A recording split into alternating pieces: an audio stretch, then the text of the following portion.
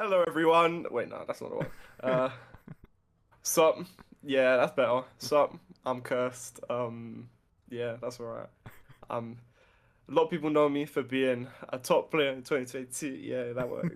I'm verified Abyss of Darkness, and also being a bit washed because I went inactive. But nowadays, I'm back on the game. I verified some Pursuing Vortex recently. I'm in TCD. Shit's live. Oh, Hell banging! All right. So, are we ready? Are We we are ready? ready. We are Are ready. we ready? We are ready. Are we ready? We will jump into the first question. Are you mentally healthy? Oh wait, that was my intro. Oh, that was my rehearsal. Oh Oh, that shit. was Nah, cool, cool, cool. oh, That's cool. Fine, fine, fine, fine, fine. All right, say that, say that. Okay. Honest answer varies. I've yeah. got quite a stressful life at the minute.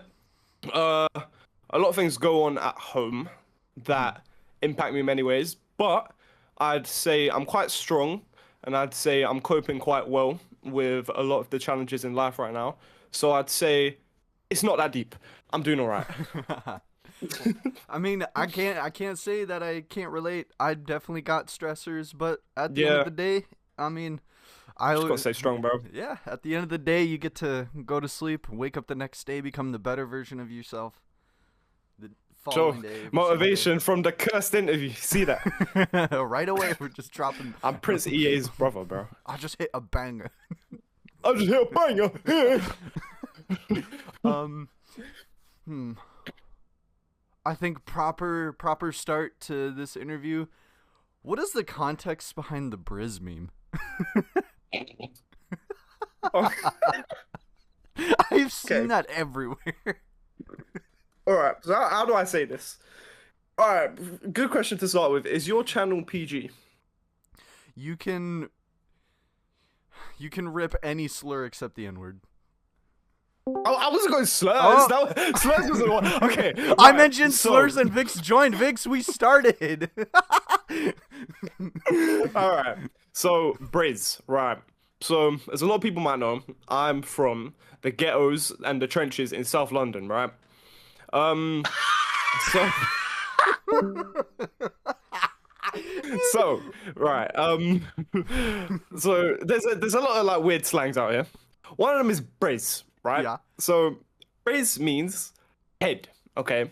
And brace is just a funny word. I feel like I don't know. I just the word brace is cool. Yeah. So pretty much me and another friend from like not quite my area, but like similar-ish, like who also plays GD. We just laugh at Briz. Like we see TikToks of like UK kids being like, oh, we've all like given Briz to the man who runs the chicken shop to get 2 extra chicken wings, that kind of thing. We just laugh at dumb things like that. Yeah. And I thought it would be a good idea to introduce TCD and also other non-British GD people to the word Briz.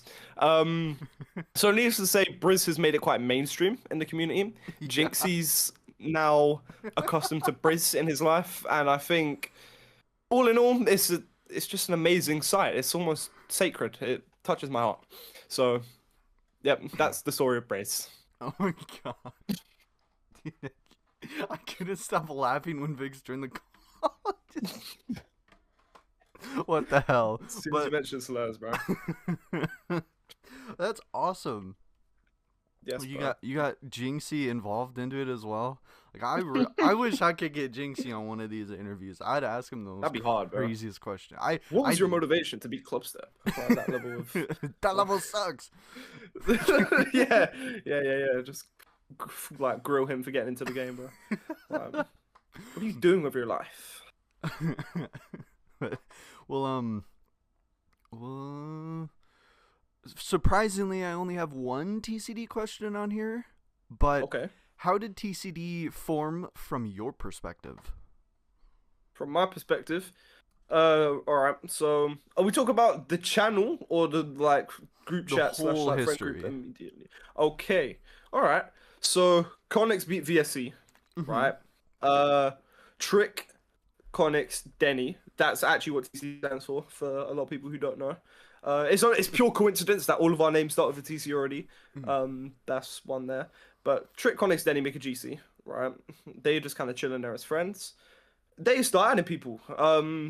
I was fortunately one of them, and that's pretty much it, I guess. I mean, the channel itself developed from like a random late night call, I suppose. Just like, oh, it would be so fun if we did this, and this would be cool. And it's just somehow spiraled into this, which has honestly been such a blessing, to be honest. Something so spontaneous has turned into something that's genuinely a gift.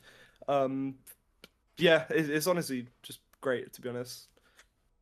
Sweet, man. Honestly, I gotta give you guys respect for TCD. I genuinely was, I wouldn't say a hater, but I genuinely thought it was gonna be like a 2-3 month thing, and then it was gonna just start falling off. But Well, you I guys are thought doing that. really good. It's just, do you know what it is? But beyond like just making content and stuff, we're actually good friends. Like we enjoy spending the time together to record. Yeah.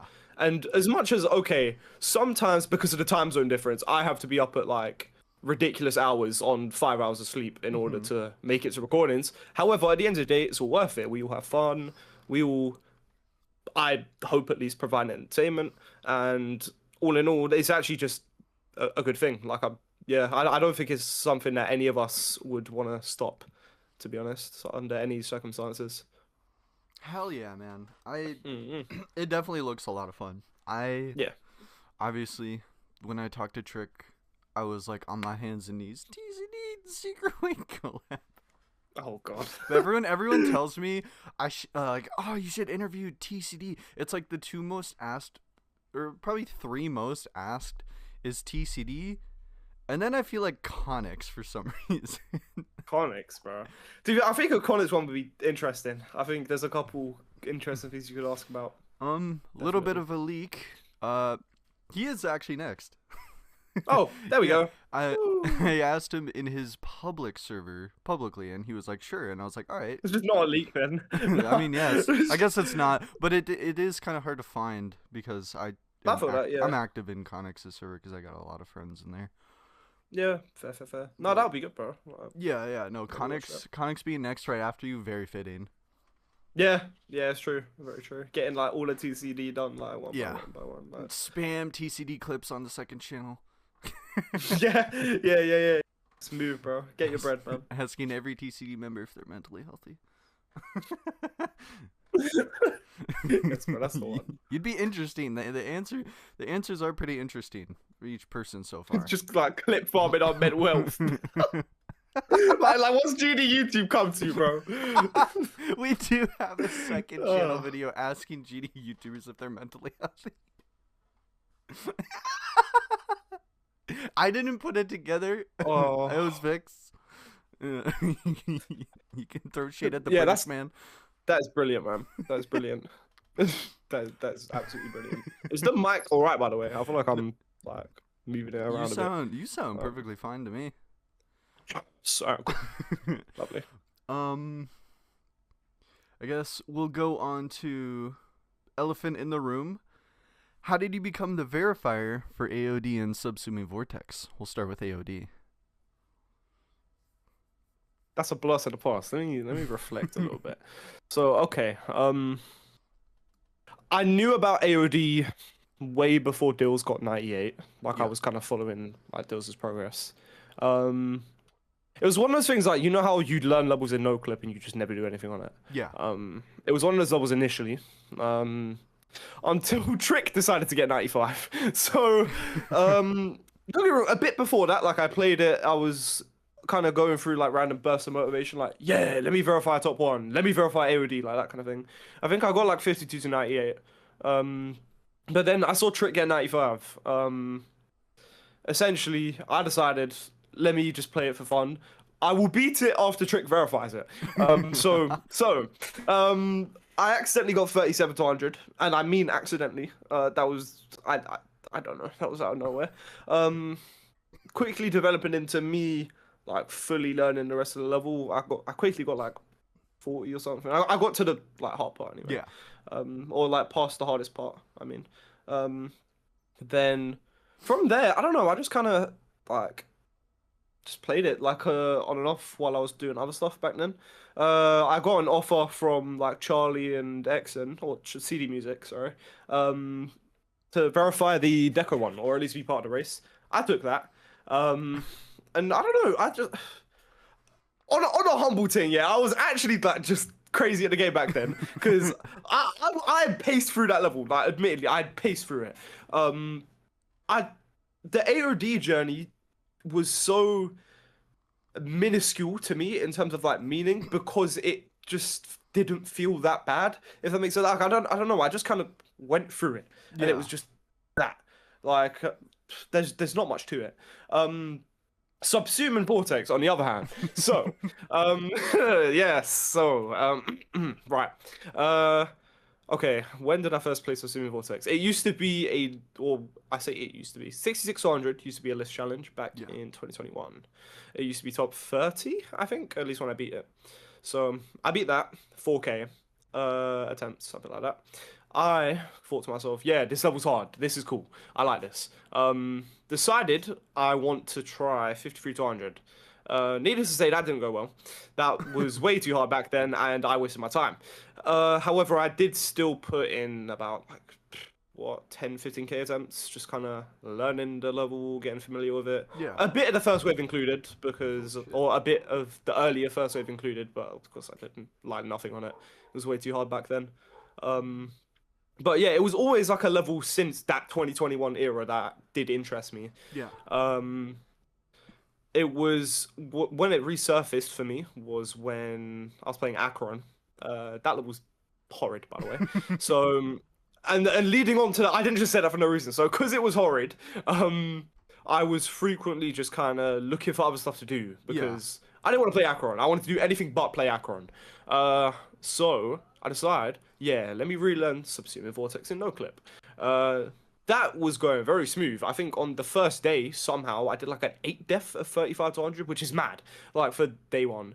And that also included that 53 to 100 run that I was not able to do like the couple years previous. Like I literally did it in one day. It was mad. Then the next day, I did 45 to 100, which is almost like the whole wave to 100. So I don't know how it took me this long, but nonetheless. Yeah, so from there, I kind of just went through some more record runs. Like it felt cool. Like at the end of the day, this was a level I not looked up to. That's the wrong word, but a level that I admired to a degree. Yeah. In terms of like difficulty, it was something that to me was like impossible, hardest thing because of my experience back then.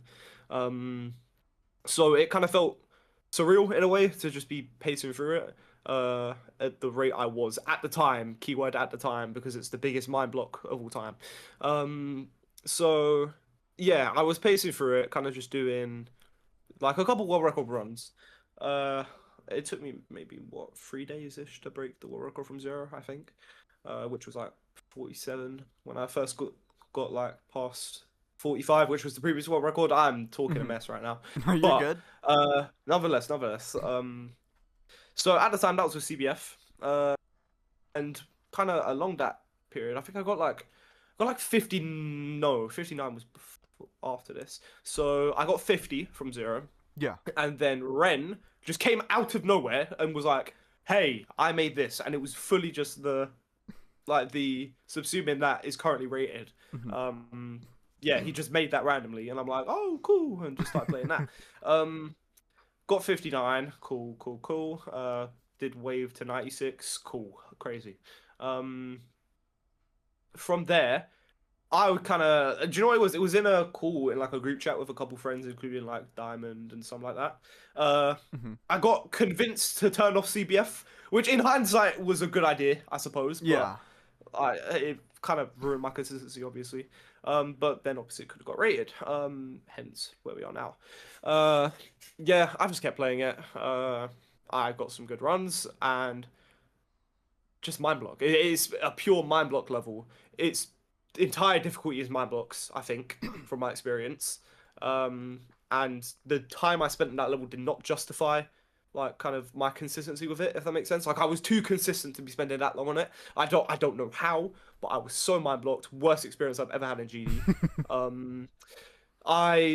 So when I got 96, right, that was one thing. That was heartbreaking, but it's quite hard. Like, cool. I died at 96, tough, move on.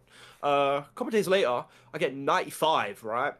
95 was the day before I flew out to the US to go and meet the rest of TCD.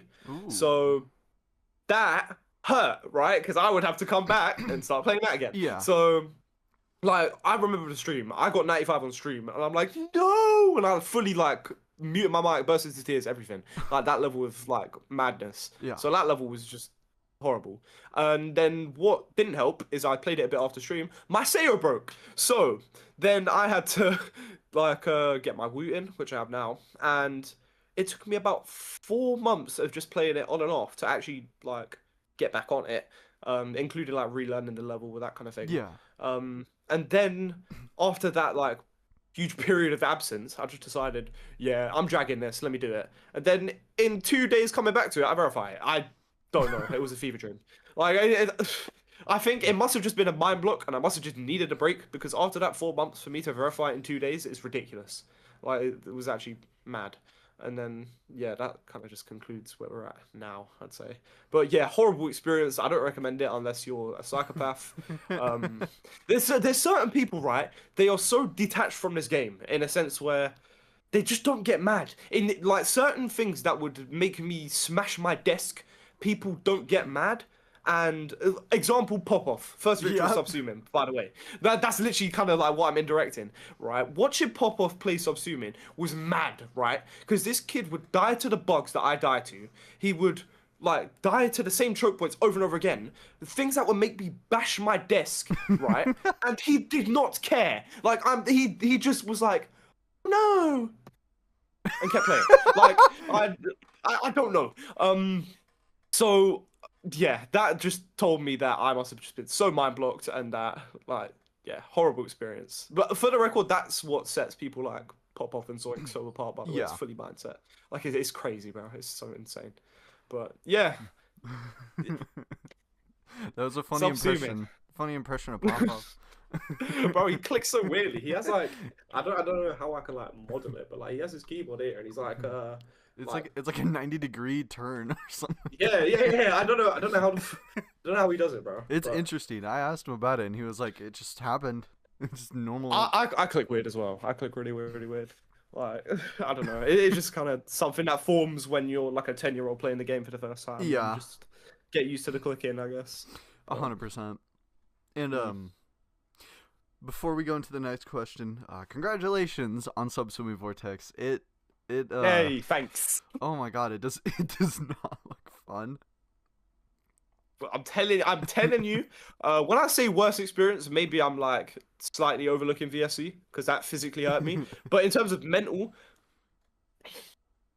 Yeah. worst thing. Yeah. I'd categorically just terrible. And where do you think it will be placed on the demon list? Hate this question. I'll tell you why I hate this question. Because Subsuming is a 9 circles wave level with tight gaps, and I beat it without CBF. So I hate this question. Yeah. Okay. So what Popov told me is harder than Anathema and Avernus, and probably harder than Silent Clubstep, and easier than Andromeda. And Popov beat it with CBF.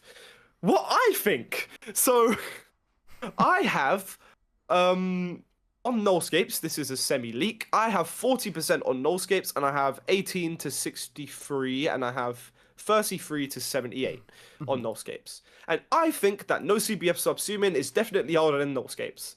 So if it was up to me, I would put it at 5. If I'm being realistic, maybe like 9 or 10. Ooh. So it's gonna be a top 10 probably. Guaranteed. Yeah. I would actually like be hurt if it was a top 10, bro. Like I'd be sad, bro. No, that. I've been told, and I think you're in the Nullscape's private server, right? Yeah. Yeah, they recently got a second Victor. I saw that, bro. That was really I don't know cool. how to say his name. It's Wi-Fire, Wi-Fire, something like that. something like. But yeah, he's crazy, bro. Like I've been seeing him like send his progress in the server like the whole time, bro. He's mad. Like he got so consistent in the end as well. Like he was just, I don't know. Yeah, insane, it's really fun watching the whole like Nullscapes thing. Like I hope people. I really hope they do the same thing they're doing with Nullscapes for like Boobawamba, because that would be really fun to watch.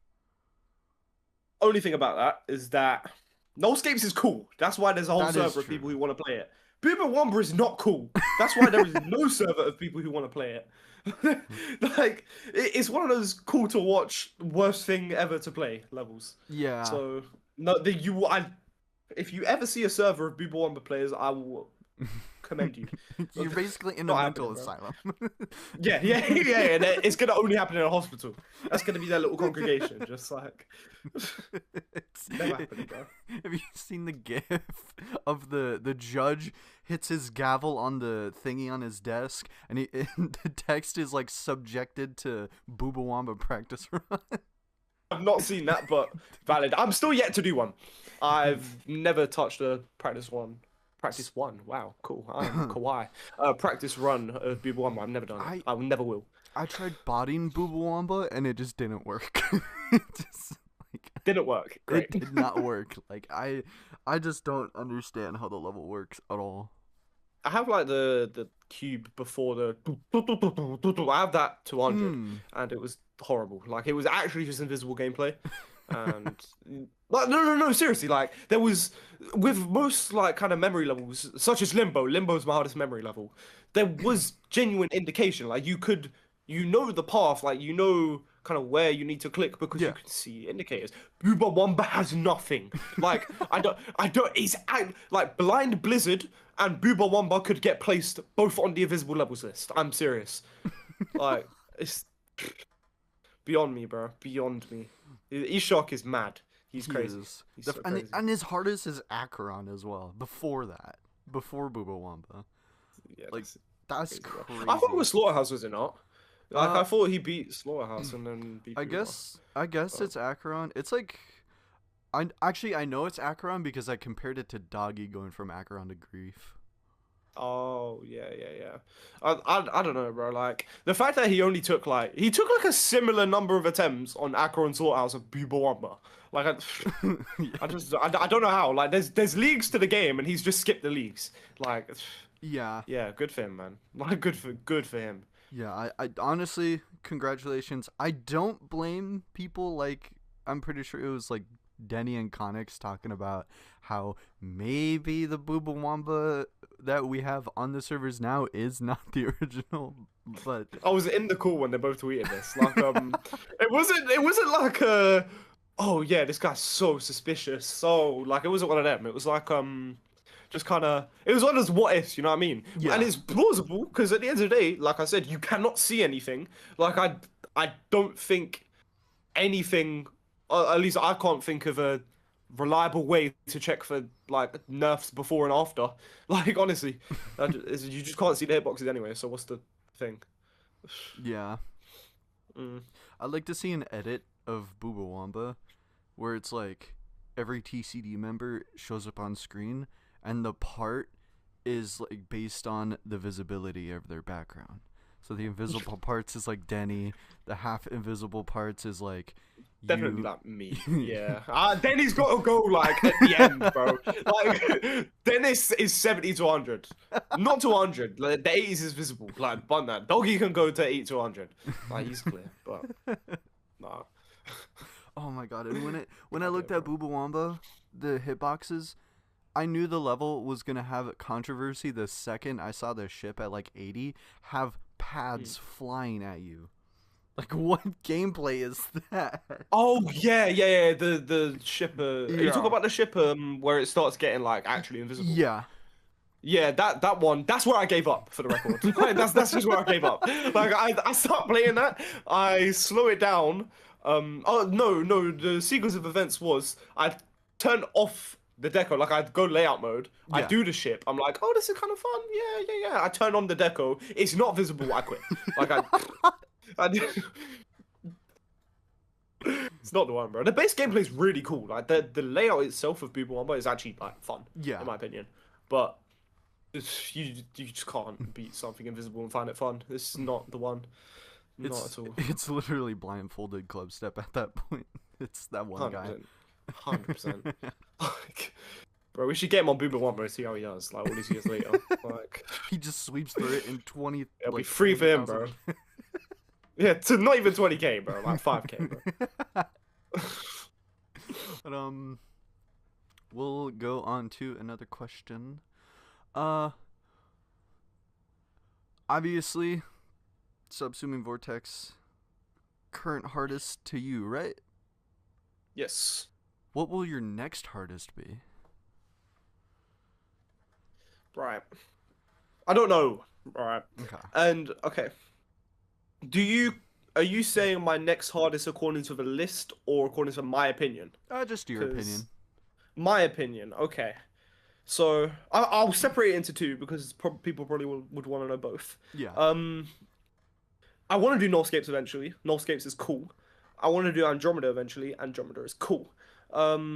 Depending on where Silent Clubstep goes compared to Subsumin, that could be a new list artist if people are dumb. so, okay, I want to finish Silent Clubstep soon anyway because I've basically beaten it. And then TS2, like TS2 would actually be a new artist, like to me and to the list. I've got some TS2 prog, and I think that's something that's quite tempting. For context, I have like, I think I've got 33 from 0. I died to like, so you know like Cairo's Wave, like the triple click. I died right after that from 0. I just don't remember the percent. I have dropped to 82, pretty decent. Sick. I have 57 to like 90, pretty decent. I'm ending to 100 like a billion times as well, and like it feels doable, you know what I mean? And it's not, don't get me wrong, like any top level you play is going to be bad, but it's not like Amethyst bad. Like I can actually sit there and have a session with it, you know what I mean? Like so yeah, I think if I was going to be anything that was like a personal new hardest, it would be TS2. Okay. And maybe Grief, by the way, but oh yeah, you all just depends on how much time I have. every TCD member knows how to play Grief, right? Yeah.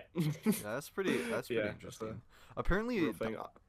sorry, I was just gonna say, apparently Doggy's version got leaked recently. Yeah, I don't know much about it. I think it's like a couple months old version from what he told me. Like yeah, it's but people would people annoy me because at the end of the day, right? No one is going to play it significantly to the point where it was worth leaking that version in the first place. Like if you really want to learn the level or do some no-clip runs or whatever, like the initial leak was sufficient. Like all leaking that version did was just piss off my man. You know what I mean? Like it's just, people would just be on me, man. That's ridiculous. Yeah, no one's beating Grief before Doggy, and it's just I hate calling these people out because it's probably different in their eyes, but from my perspective, like Doobs getting 56 to 100, Drama GD. Oh my god, I don't like Drama GD. I don't know. Do you know who that is? Yeah. He actually has an ego and he's like a child. Really? Yeah. I mean, I will say from personal experience. I mean, I've never spoken to Doobs, although I hear Doobs is like very kind of on and off with his respect for Doggy, if that makes sense. That's he's what I hear. A little more. It rubs me the wrong way anyway. And I think, I mean, I've never had a negative interaction with Drama GD, but I've heard other people say similar stuff. So I mean, I'm not gonna like dispute that. But like, yeah, I don't know. The Grief community is turning into like the Hitler Youth, bro. Except Doggy. Doggy's clear, but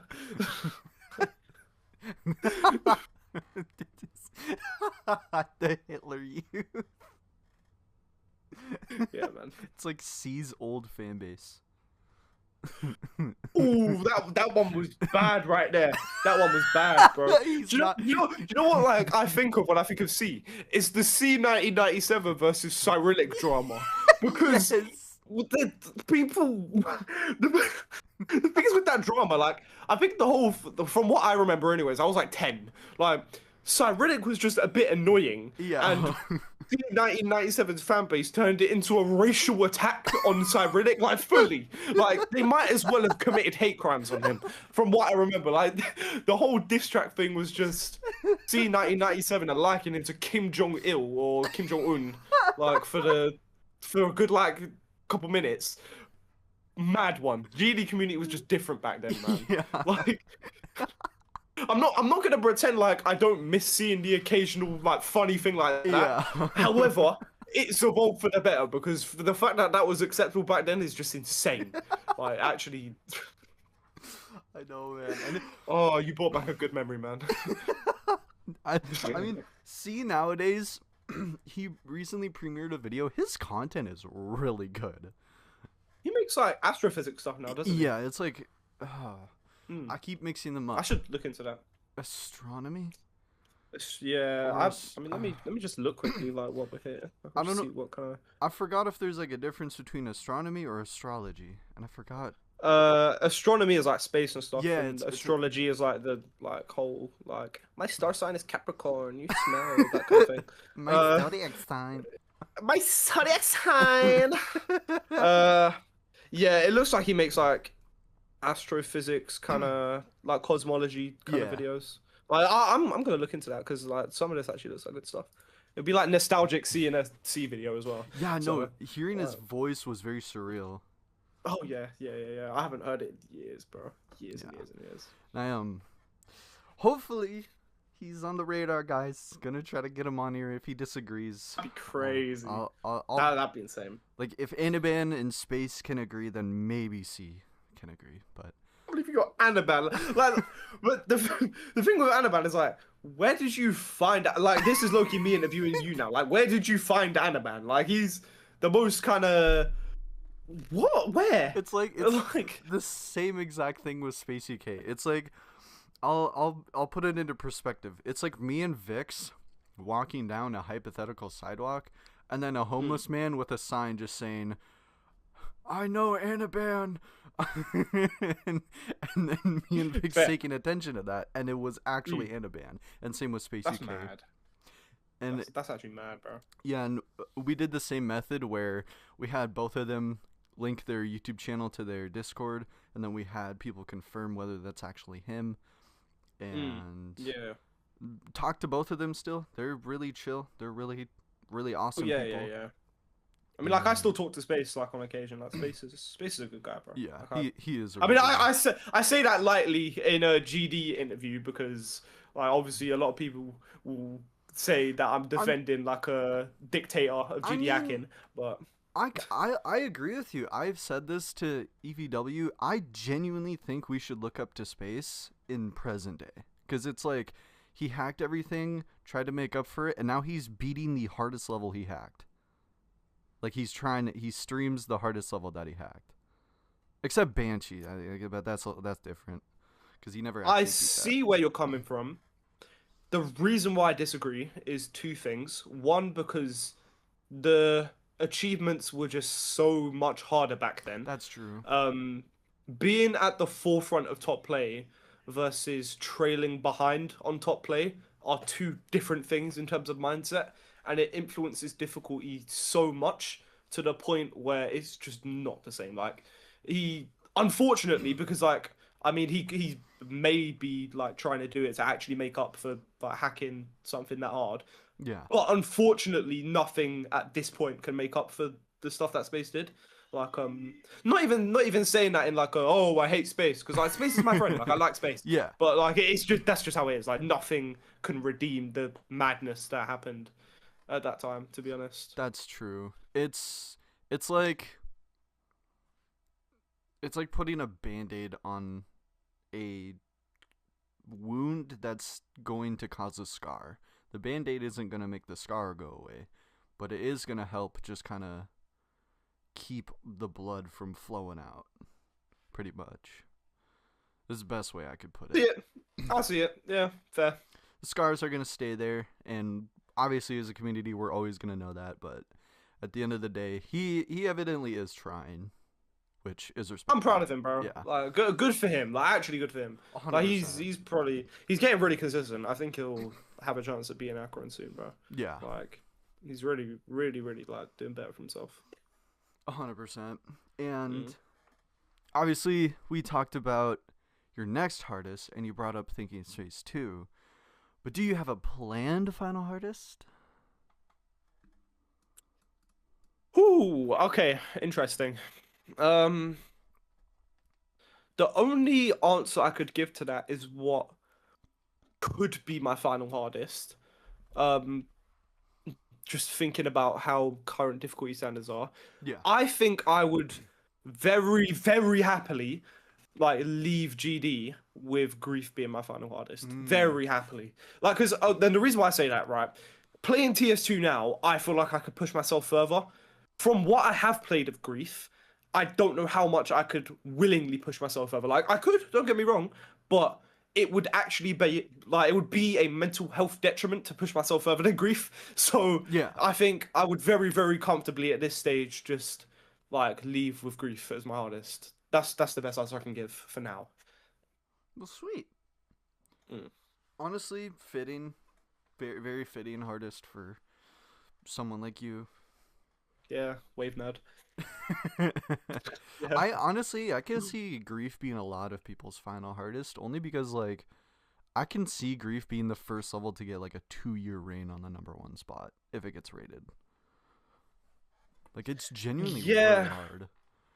Oh, Grief will be top one, like It no will doubt, be. no doubt, no Yeah, doubt, no there's doubt. no doubt in Like, anybody's it mind. is in every way, shape, or form so much harder than TS2 from what I played of both. When Yeah, sorry, I you don't know. continue. No, okay, no, go on. Oh, I was gonna say when Doggy verifies Grief, we should subject him to Booba Womb. Oh, God. Yeah, and then he'd take like 500k instead of 400k, and it would be his new hardest. Secret And then top Booba one. Wamba's going to top one. I'm telling you, I predict that Booba Wamba's going to go to #3 one day. Like, serious. I think he will go up like that high. Honestly, I can see it. I can see people someday putting it above Tidal Wave. I do think Booba Wamba is going to be one of the few retrospective top ones that we have yet to see. I think it's going to depend on the player, right? Because for someone, say like Zoink or something, where Zoink has to put in minimal effort to learn a new level, Yeah. and like all the struggle for him really is like actually just like firming it and just beating the level. Like just kind of like the struggle for Zoink is the tediousness of just sitting there and pouring in attempts until he beats it, not like the learning, the fails, anything. Booba Wamba, on the other hand, removes that. Like anyone who plays Booba Wamba is completely like, regardless of how they are with that kind of thing. Like it's a new playing field. You know what I mean? So I feel like comparative to other top levels, someone like Zoink, Pop Off, they're gonna find Booba Wamba like ridiculous. But then I say someone who's maybe less able to like approach top tens, who perhaps has a bit less like raw skill in terms of gameplay, that kind of thing. I feel like they'd find people Wamba like much more accessible. Probably. Like, probably. Like yeah, I feel the same with Nullscapes because um Nullscapes is such a, how do I word it? It's one skill set. Like do you know what I mean? Like you can put in a lot of time into one skill set, get so good at one skill set, and then beat Nullscapes. Whereas you can't do that with the rest of the top 10. So I think there'll be a lot of people who like quit GD and their hardest in Nullscapes as well. Honestly, that's a fair point. I think. I've always said this. I think out of the top 5 in the last, like, ever since Silent Clubstep hit the #5 spot, I think the most accessible level in the top 5 is probably Tidal Wave, but also the addition of Flame Wall. Because I'll say this, I feel like people are still viewing Flame Wall as like a secret, maybe even like above Amethyst, but I don't think people are going to see it above Thinking Space 2. I don't think so. Especially with like Zoink's progress. I mean, I don't think people are gonna. What's it called? I don't think people are gonna see. I wouldn't be surprised if eventually, Tidal Wave and Flame got swapped purely because of the fact that I think Flame Wall's gameplay is just so much easier and it's just more accessible, it's more enjoyable, that kind of thing. I also think like another like low key prediction of mine. I low key don't think TS2 is top 1. I think Amethyst is harder, and the reason why I say that is because Amethyst is just poo. Like Amethyst is. Okay, right. Think about my earlier description of Sosumi Vortex, right? Of how bad it is, right? Yeah. multiply that by a factor of 1,000, right? Now add all of the now ruin all the hitboxes, right? Like make this say this is the decorative spike, yeah? This is the hitbox, like it's just not there. It's not aligned. Like now do that to almost every structure in the level. You've got Amethyst, and it's the worst thing I've ever played. Like I know I probably said this about like 3 levels by now, but like Amethyst is genuinely like the bottom of the bottom when it comes to the top 10. Like, and I think also because Amethyst is really underrated for how condensed the difficulty is. Like, don't get me wrong, TS2 is very condensed. Like, don't get me wrong. Yeah. But all of TS2 is quite hard, and at least from my current experience, the hardest parts are getting somewhat consistent. Whereas Amethyst, like the waves in Amethyst, I think you could take all of them individually, and they are actually just a list challenge. You know what I mean? Like, and from what I'm hearing of people who have played Amethyst, they just aren't that consistent. Whereas I'm finding with TS2, for example, like I mean 79 to 100, the hardest part of the level, like I'm able to do the run like every like 2-3 minutes or so, which obviously sounds a bit poo. It's 79 to 100, but it's also the hardest part. You know what I mean? Like that's not that bad. Like it feels like it's getting consistent. Maybe it's the same with Amethyst, but from what I'm hearing from other people, it's just not the one, bro. Like I don't know. I think Amethyst is like a secret top one for sure. Honestly, I agree that Amethyst will probably be seen as harder someday because I think people don't really realize that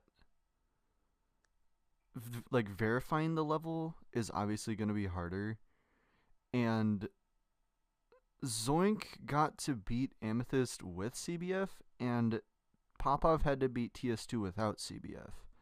And obviously, what Popov said is that they compare CBF Amethyst to no CBF Thingy Space 2. Obviously, that's going to be seen as harder. Like, that's without a doubt.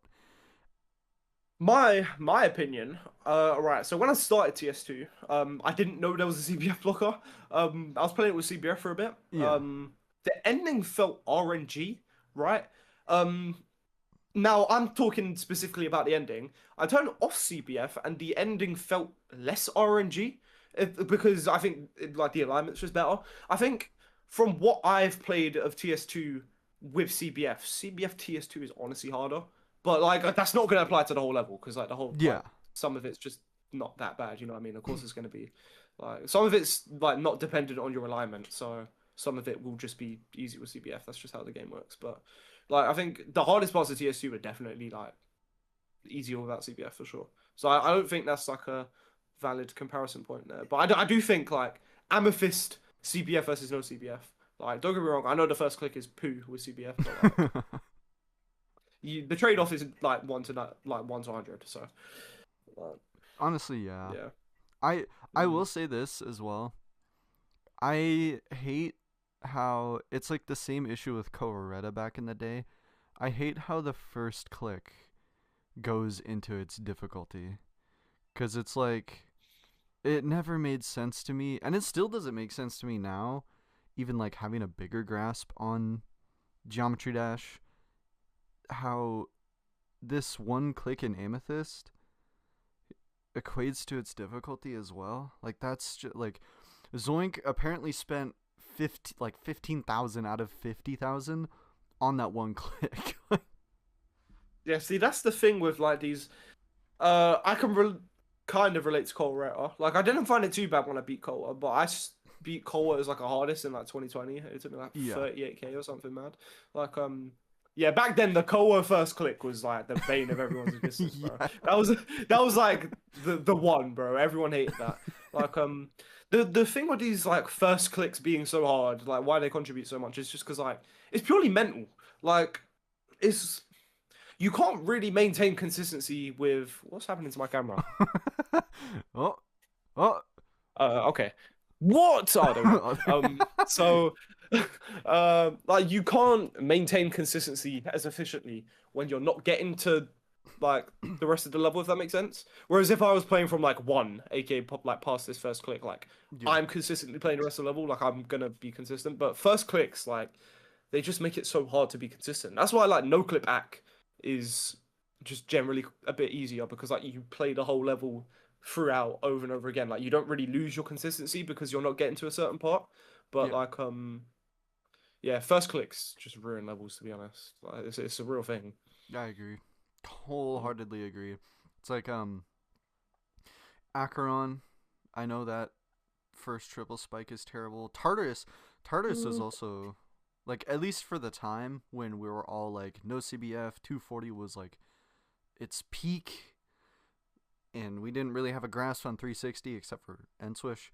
Um, like these clicks that just kind of are there don't add much except for just like stressing you out as soon as like, oh my god, I got past it. And it's like, It's time above anything. yeah, Like it's just tediousness and time. yeah, I think that's what these first like click things add. Like I mean, I see it with Akron a lot. Like I personally didn't find the Akron first click that bad. It didn't affect me. But like yeah, I see it with a lot of Akron Victors, bro. Like especially 2.1. Like for some reason, oh, even though the 2.2 100%. first click is harder, I don't know. But yeah. That's another weird thing about Akron. Like oh, obviously 2.2 nerfed Akron, right? But, Mhm. and I mean like heavy but, I think people are highly exaggerating how much easier it got.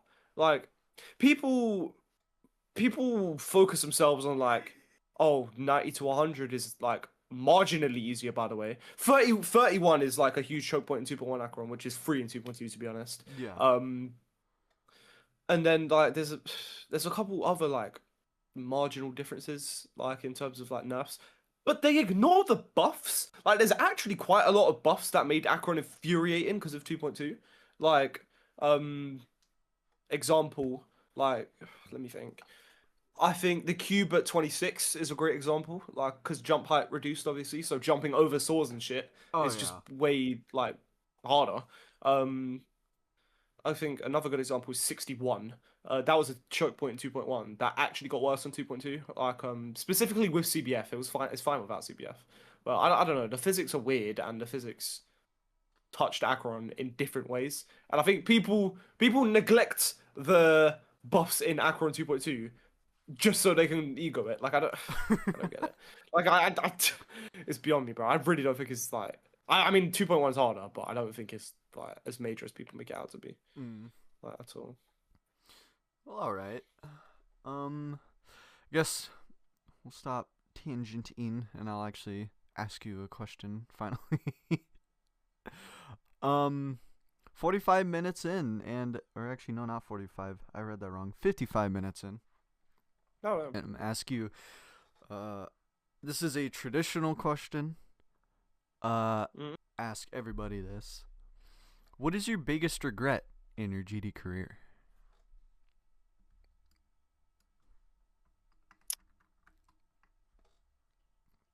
Good question. I'm trying to think, right, because there's two things that come to my head.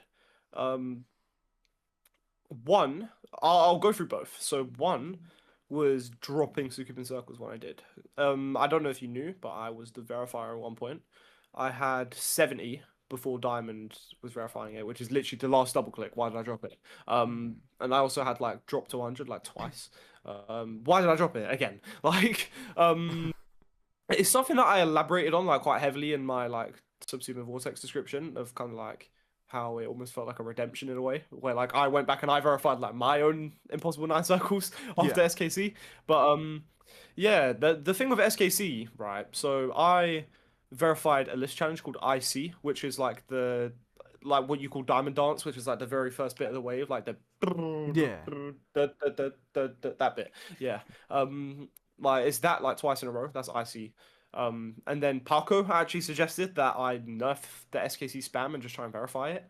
Like that's what started like rated SKC, by the way. Like fully, it was all Paco. Um, and then like yeah, I don't know. It was fully my thing for so long, right? I actually like did good. Um, and then like I had one bad session through a hissy fit and I dropped it. Like what why? Like that was such a waste. The other thing, right, is I didn't quit GD, Yeah. I ignored it for about a year and a bit, right? I regret doing that when I did, because if I didn't do that, I think I could very much be currently like one of the best players right now. Because the time when I left was when difficulty was actually being kind of revolutionized in the game. Yeah. Like if I was there, like as everyone else was advancing, like I would have went with them. You know what I mean? Like the way Trick went from his hardest being Acheron, Tidal Wave get like drops, he got moved up. Like I could have done the same because I was like 2022 times like trying to remain humble. Not really. This sounds really egotistical, but I was definitely better than Trick in like 2022. Like Yeah. and if I stuck to the game and just played. Like just keep going, go with the flow. Like I would have kept up. You know what I mean? Like not to say that I couldn't get back there now if I dedicated more time to it, but it's a lot harder because back then I didn't have as many priorities as I do now. Like so like, I just don't really have the time to do that anymore. Yeah. Like I think quitting. I'm gonna say quitting. Quitting when I did was definitely the second biggest regret because I just could have been such a better player. Really, like Hmm. I could have done a lot more in the game, I think, if I didn't. Honestly, yeah, I always viewed the 2022 time frame. Uh, I called it the year of the Brits in the GD community because you obviously Me it's a lot space, bro. you in space. Space was the hacker, and you were the actual player, just getting up there Yes. that everyone viewed it. And They say obviously, that. that is I mean, one of these questions: why did you hack everything? I wanted money. Anyways, um, yeah, no, 2022, you had the introduction of Zoink being actually kind of mainstream, and then Mm. the kind of after effects of Trick verifying Firework and Ultrakawa verifying Arcturus, and then Yeah. Diamond Yeah, verifying yeah, like Doggy, like all these people, and then the only people that actually kind of stayed was like obviously Zoink, Space. Well, actually, Space did quit in 2022 for a little bit, right? I think so. Yeah. Yeah. He kind of just like up and gone for a little bit. Space started off like a bit after Akron got verified, I think. Yeah. Like not long after. It might have been like early 23. Because I think Akron was like September 22. So was VSC? I don't remember. No, I think VSC was 21. Like September 21. Um yeah, Akron was like September 22. And then a bit after that, like Space first picked Akron, like all that. I Yeah, and you then he like got exposed. you're definitely right. It was either Mm. late. Part of yeah. I want to say it was like early September, because it was after Silent Club Step. Yeah. Like right after it was like about a month of. Yeah, Space didn't fuck with Silent Club Step, I know that. Yeah. Right. Paco said that Silent Club Step probably only top one for like a month. Like, she thinks Acheron's harder, which Yeah, at least fair that's enough. what Does she? that's I think, if I remember correctly, I think that's Damn. what she said. Interesting. I wouldn't have expected that. But she beat it in 2.1, right? Akron or Silent Club Step? Acheron She beat Akron 2.2. 2.2. Okay. Which is why I'm like, if it was 2.1 Akron, fair enough. But like Yeah. Yeah. 2.2 Akron, like fair enough. I mean, Denny beat it, and he said it's like top, what, like close to the top 5 apparently. Yeah. I don't know. I don't know about that. I think if I wasn't lazy, I could have done Akron in 2.1 because I got like 61 times a billion in like 2023. um, like if I wasn't lazy, I could have done that. But like, bro, I just don't really. Akron just doesn't really mean shit to me, to be honest. So like, it's just not one of those ones where I'm gonna like sit there like oh, let me beat it at like the hardest like difficulty I can because it's so cool and means so much. Like, I Honestly, just didn't really care. I feel like a lot of people agree. Like, Acheron's one of those few levels that just kind of it was like a magician pulling it out of its hat, and now it's just there. Yeah, Like good way of putting it. I think the way with like how Riot made it an open verification, yes, that was good, but like there was no It, revealed not history good. about it at all, other than the fact that it's a Tartarus. Like, The thing with Acheron, right, mm, is like I think Acheron's release was so poor yeah, that it just. I mean, like, okay, the history is there for the verification. That's one thing, but like, no one liked it after what Zoink did to the level. That's what ruined it. Like, there was nothing good about it. Like, and to make it worse, like, the level was actually okay before Zoink just. and it would have been top Bro, one anyways without all the buffs, right? I think so. Yeah. I mean, I don't remember. I think it would have been marginal, but yeah. I think it still would have been top one. I feel like inevitably Acheron would have seen top one, but there are probably Yeah, levels. Slaughterhouse is farm now, bro. I Yeah. don't know how, but it's just people find it easy somehow. I don't know.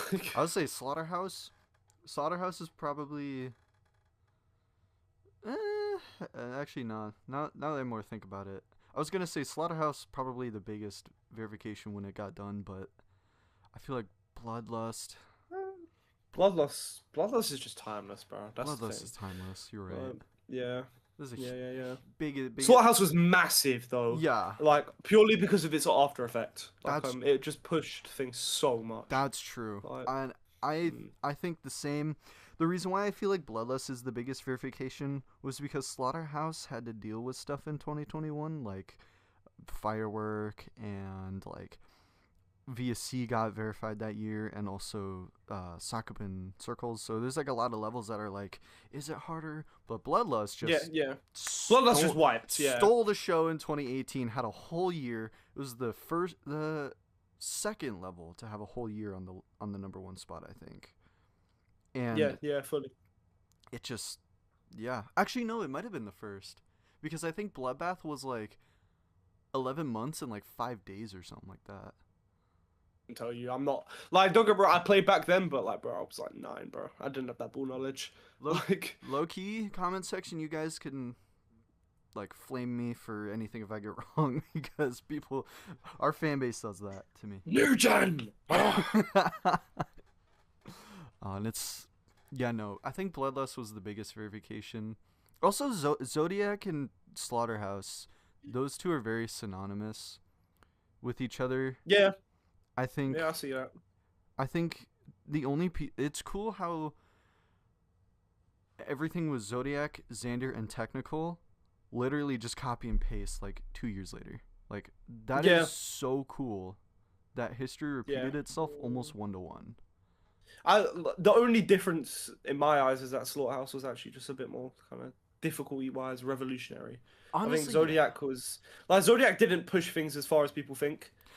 Like I mean, Crimson Planet was verified back then, from what I remember. I don't know. You're right. Crimson Planet Yeah. was actually the one that pushed the skill ceiling. That's another thing people say. Mm. Like, even I said it. Like, sure, when Bloodlust fell off the top 150, Zodiac was still number 75 into 76. So that difficulty gap was made. But also, Crimson Planet was actually the one that pushed the difficulty gap. 100%. Like Yeah. like only a couple months after Bloodlust was actually Yeah. rated. So if Crimson Planet would have been a top one for probably a year, if A, Zodiac never got hacked, and B, Crimson Planet got rated instantly. Yeah. Crimson Planet was like actually revolutionary as hell. Yeah. People overlook that just because it didn't get like rated for like what 2 years, something mad. 100%. Mm. And actually, this whole tangent was from me asking you your biggest regret. And I did want to go back to the Socket and Circles thing. I was actually going to ask about that, but obviously you said like you dropped it. People said that you didn't drop it. They're saying that Diamond just beat it faster. No, not true. Okay, for context, right? So, Diamond's my boy. I love Diamond, Yeah. right? Diamond is my fucking boy. Diamond's my G, right? However, Diamond was a little shit back then. I'll tell you why. So, Diamond, right? When I was verifying my version of SKC, Yeah. Diamond recreated my version and was just playing it. Like how? Like, what kind of little dickhead behavior is that? Like, imagine someone like grabs the grief leak off the server and just remakes Doggy's one, and then like, bro, Diamond got like 67 when I had 70. Like that's like progress. Like, don't get me wrong, he never like surpassed me in progress. That wasn't one thing, and I would have beaten it quicker than him if I stuck to it. But like, a little dickhead. Like if you want me to keep motivated, that's not the move. Like, the thing is, like, what kind of happened is like I was like hella stressed because I felt like I wasn't getting anywhere. I felt like Diamond, if he just kept being a little dickhead, he was gonna like catch up and just like throw me off anyway. I'm just like, bro, fuck it. Like, it's not worth my time. Like, yeah, give it to Diamond. I stopped playing it. Diamond verifies it. I started playing it again when it got verified. Bro, I can't like you. I don't know if you ever had the feeling where like, how do I word it? Like, not when like your girl cheats on you, but like when you feel like your girl like, or like when like a breakup feeling. Yeah, that's how I felt when I saw SKC get verified. Cause it's just like, damn, like my baby left me. You know what I mean? But I don't know how to word it, but like I had like the kind of like pit in my stomach type feeling like after SKC got verified. But nonetheless, like I need to stop like going tangential on this. But You can. yes, Perfectly fine. giving you content, bro. Pay me. Yeah, I started playing SKC again when it got verified. Made quite quick work of it actually. I got first victor not long after. Like, I don't know why I dropped it. My mindset, right, is what holds me back in GD because that's example number one of where I was throwing a hissy fit and I sold the SKC verification. Yeah. Cool. Example number two is how I had to take a 4-month break from Subsuming Vortex just to verify it in 2 days. Like, I don't what? Like yeah, I think if I work on my mindset, bro, I could do so much more in this game. But I need to just fix up, bro. Like, it's mad. I mean, honestly, yeah, mindset does carry a lot. It's similar to what I think I was lied to by Zoink back in July when he said he was gonna go for Bubawamba at the end of the year. Zoink, it's December. Come on. Yeah, damn. I can't lie. Why would what kind of stupid like promise is that? Why would you do that to yourself? I don't. Okay. People Hold are- him to it as well. Like, make sure you hold him to that. I am going to. Like, people are like, unless he just responds with a nah, I can't, I lied, then I'll shut up. But literally right after this interview, I'm gonna DM him and be like, hey, Zoink, you said you were gonna do this at the end of the year. It's December. You have 30 I feel like he'll days. want to finish Flame Wall first. Like he will. That yeah. Like wants, if he can like fix up Flame Wall. he then, wants to do Flamo. He wants to do Orbit. Oh yeah, Orbit. Yeah, I can't like Bubawamba's like distant, bro. Bubawamba's You not don't want getting to play beaten. that. It's not getting beaten for 500 days. We're getting it. I think the longest level to go without a victor is like 490 days. It's some level in like 2019 or something. Bubawamba's gonna surpass it. Wait, so what is Bubawamba the level currently on the list with the like longest time with no victors? I think so. Okay, yeah, and that like recently surpassed Nullscapes, like kind of Yeah. recently. Yeah, fair enough. So How long is that? Like, how many days? So Nullscapes went 415 days, Same. and Bubawamba has gone 400 and like 30, 40, something like that now because it was like October 5th when it got verified. I don't know when it got rated. It will hit 500, bro. It'll Like, hit it's 500. gonna It'll hit be the 500. first. It will. Yeah, first level in the game to be no victor for 500 days, maybe even 2 years. That's oh my god. I doubt 2 years. Like there are people who have like good runs. It's just whether they can be bothered. True. Like, I mean, there's a couple people with like 60 plus. Oh And, yeah, like, I know Tiago has progress, but he's going for sweeping demon right now. yeah, he hates Bubawamba, bro. Like bro, every time I'm in a call with Tigo and Bubawamba's like somewhat mentioned, he just sounds repulsed. Like yeah, no, he hates that level. Like he hates it. I think if I had to guess, who's gonna be first victor, it would be. I think there's a Korean person with list percent. I don't quite remember the name. Always, WizKid could just come out of nowhere, be That's psychotic, and true. just finish it. Yeah. Yeah, a lot of things can just happen. This community, it's like Mm. I was thinking earlier when you were talking about your progress on levels. It's like this community is full of so many surprises. Because I could never imagine this year that with all the top players going on, that some of the old top players like you, for example, has this progress on Thinking Space 2, has this progress on Nullscapes. Like Mm. there's a lot of like you're like we could pinpoint some random person on the top 50. I don't know, like Hamilton Hammy or something, and he could just have like 80% on Tidal Wave, and we wouldn't know. Yeah. Yeah. Like Yeah. Yeah.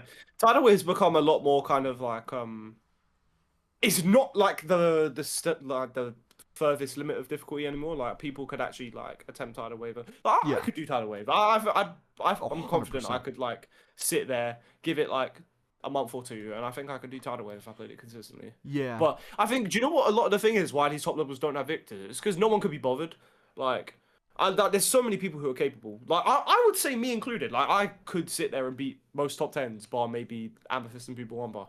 But like, I, I can't be asked. I'm speaking for a lot of people here, but I don't think they can be asked either. Like, no one wants to play these levels. yeah. Like, I don't think it's a skill thing. I think it's just a like bad level, no one likes it thing. Like, for want of a better phrasing. Honestly, I agree with you. I think another factor is that I feel like we are in a point in the game where obviously throughout the community, um, Bloodbath is the hardest level and we're peaking difficulty. Bloodlust is the hardest level, we're peaking difficulty. Zodiac, Slaughterhouse, like everyone keeps on saying that. But I feel like we're actually in a point in time where we genuinely feel like as a community that we're probably never going to see levels like Thinking Space 2 or Amethyst fall off the top 10. Or at least not for like a good couple years now. Like, I genuinely feel like we all feel unanimous in thinking we are reaching the ceiling, and the only people that know how to surpass it is people who actually can be asked to beat the levels, like Zoink can pop off. I agree. I think right now we're just not near the limit. I don't think. I don't think so either. Like, I don't think we're actually close, to be honest. But then I think we are starting to hit the limit when we look at things like pop off vehemence and that kind of thing, and like definitely something like Eternus. Like, Oh yeah. I don't think that would be verified in its unknown state, to be honest. Like, I think we're tending to the limit, but like it's just kind of one of those. Why did I say tending? This isn't like a maths class. Okay. Like we're approaching the difficulty limit. It's just whether like it happens anytime soon. It's just whether people are bothered. I think.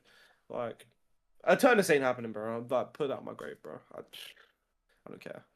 Like, that's not happening. It's not happening. That level is the definition of just luck. Yeah, it's bro. I don't know. Like I did like you know like the last wave where it's like I don't know how to describe it. It's Like like if I could just like 79, do somewhere around there. Yeah. that, like that click pattern. I dropped something on the floor doing that. That's so bad. Um, that click pattern. Yeah, I did that to 100, and like I just kind of couldn't tell what was going on my screen. I can't imagine that being the easiest part. You know what I mean? Like, I mean, it's not the easiest part, but one of the easiest parts. Yeah. Like, it's beyond me, bro. That's not getting done. Like, mark my words, bro. Not happening. Yeah, honestly, I agree with you. I don't think we're gonna see, because I don't think we've like Tartarus wasn't in its original state when Dolphy verified it, right? Um, I, Yeah, yeah. I'm Like, Tara's never got nerfed. oh, okay. Yeah, I Oh, would I say think I know what you're thinking of. Are you thinking of Silent Akbar? Like the original Tartarus? Like, you might be right. because Yeah, you have old Tartarus, which is yeah, just a bunch of bullshit. It's possible, don't get me wrong. Like, it was possible back then, but it's just shit.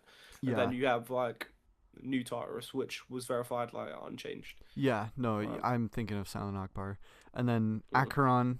Obviously, like I think Riot is just upset that the true version of his levels aren't getting verified to be rated on the server, and he's flicking Eternus at us.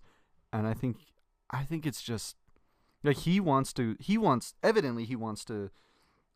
just make the hardest levels in the game. Like I saw in the Dasher podcast, he wanted to make like the top 150 down to like the top 10 hardest levels and remove like list percentage and stuff. And part of me agrees with list percentage. I think I've always been on the stance. I think Paco said this on the Dasher podcast as well.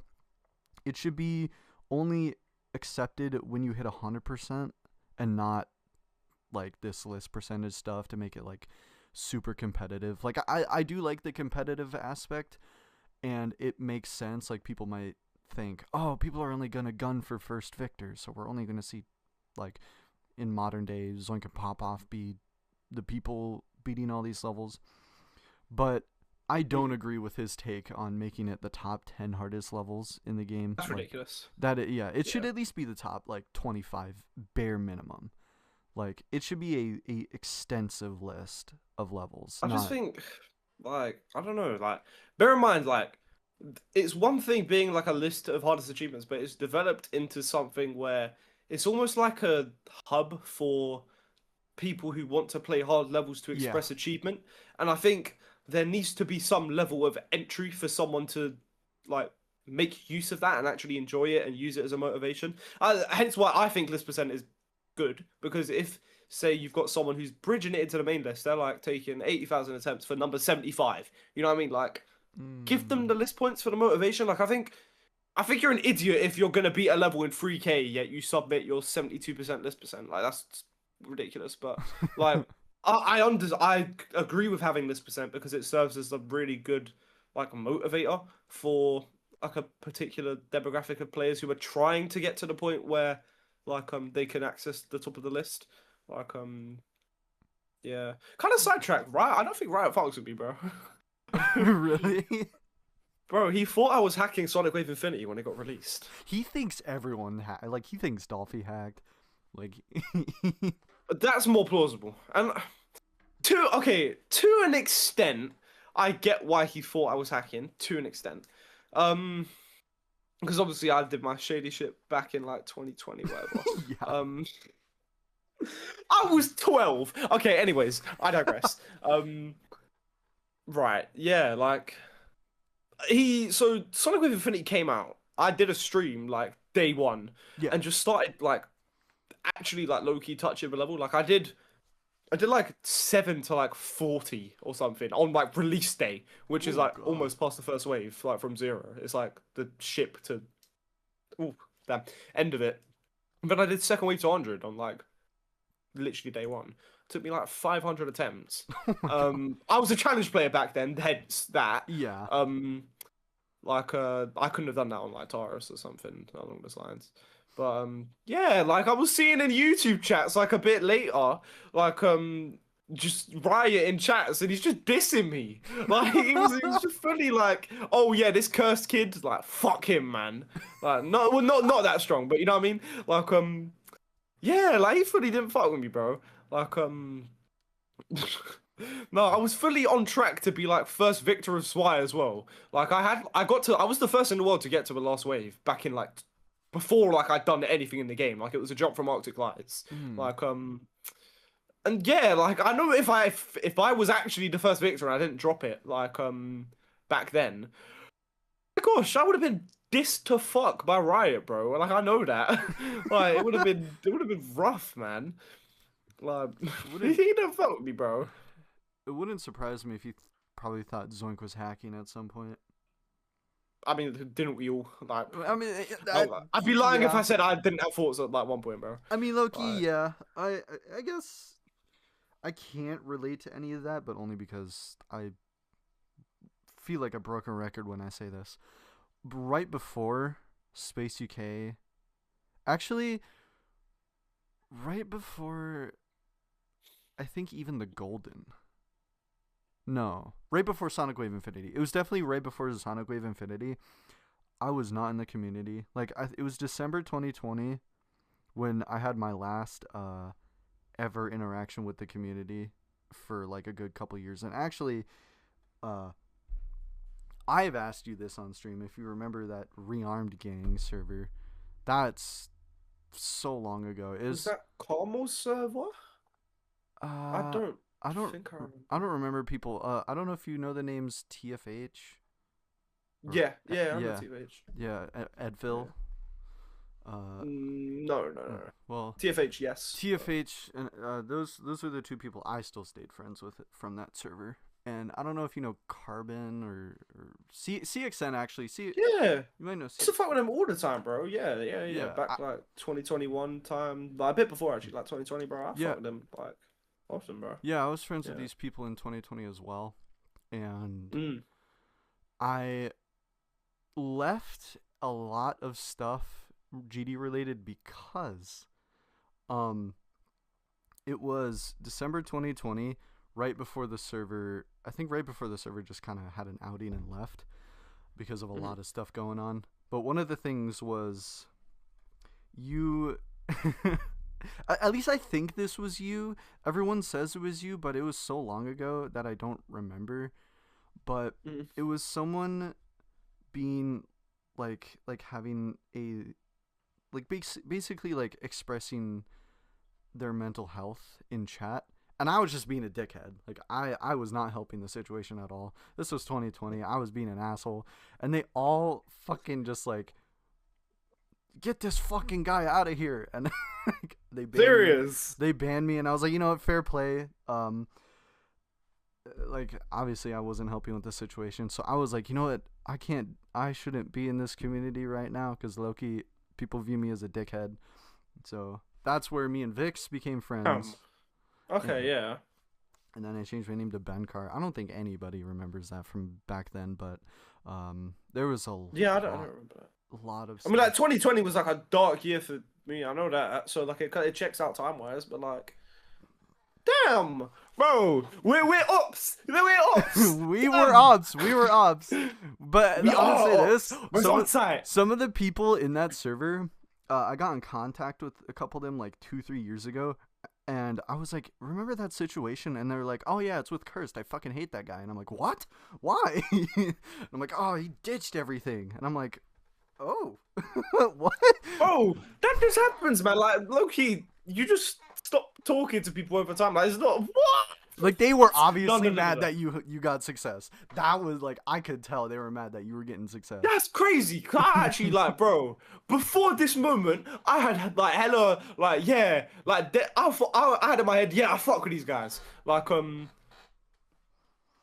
right, say no more. Say no more. I've got ops, bro. I don't think TFH was, TFH, I talked to TFH last year, I think. They're a really lovely person. Like, honestly, shout out. TFH is calm, bro. Their name is like Tropicals Fibbles Ham or something like that. It's the weirdest name ever.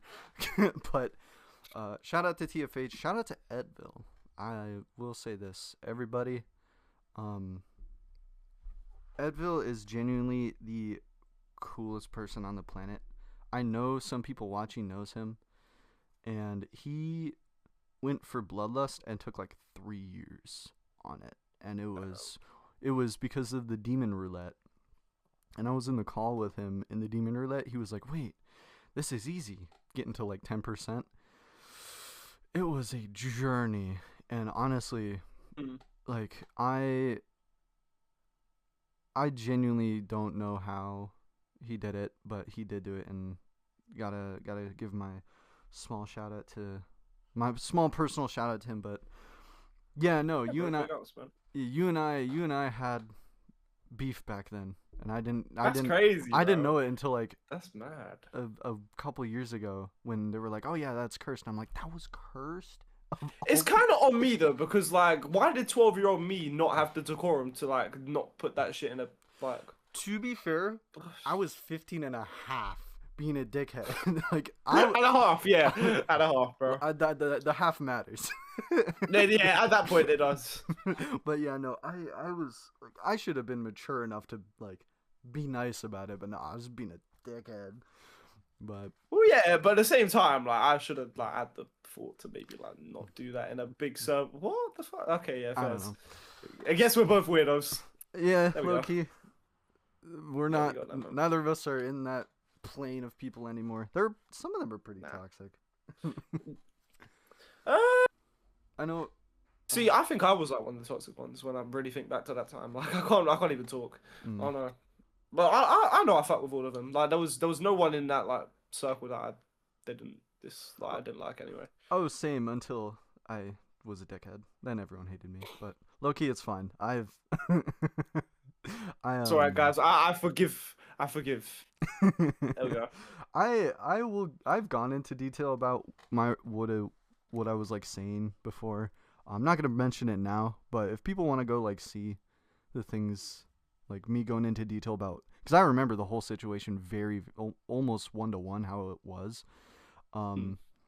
There I've streamed, guys. If you want to go like snipe like what I'm referring to, I've gone into Like when I detail. was getting bullied, when I was in like a mental health crisis, when Yeah, I was a young child, and like Ben Carr was just and I was just being there, just bullying him. Yeah, he just didn't really care. Like he honestly just wanted me to perish. And link it to me after because I'm actually that interested. Like I want to see like what you were grilling me with when I was 12, in, like a mental health crisis.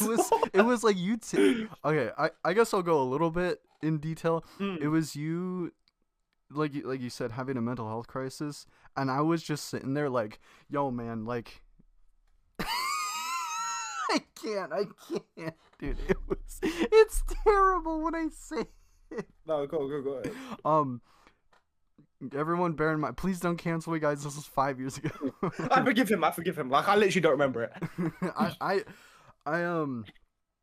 You were having your mental health crisis, and I was sitting there like, hey, man. If you can't get any help, if you can't seem to overcome all of that, I don't remember if I said this verbatim, but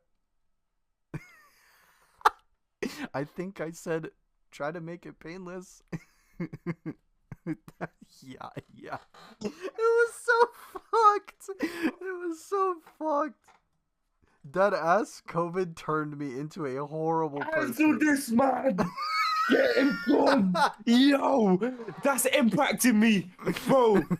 Oh my heart, bro. The TCD collab is never happening. Bro, nah.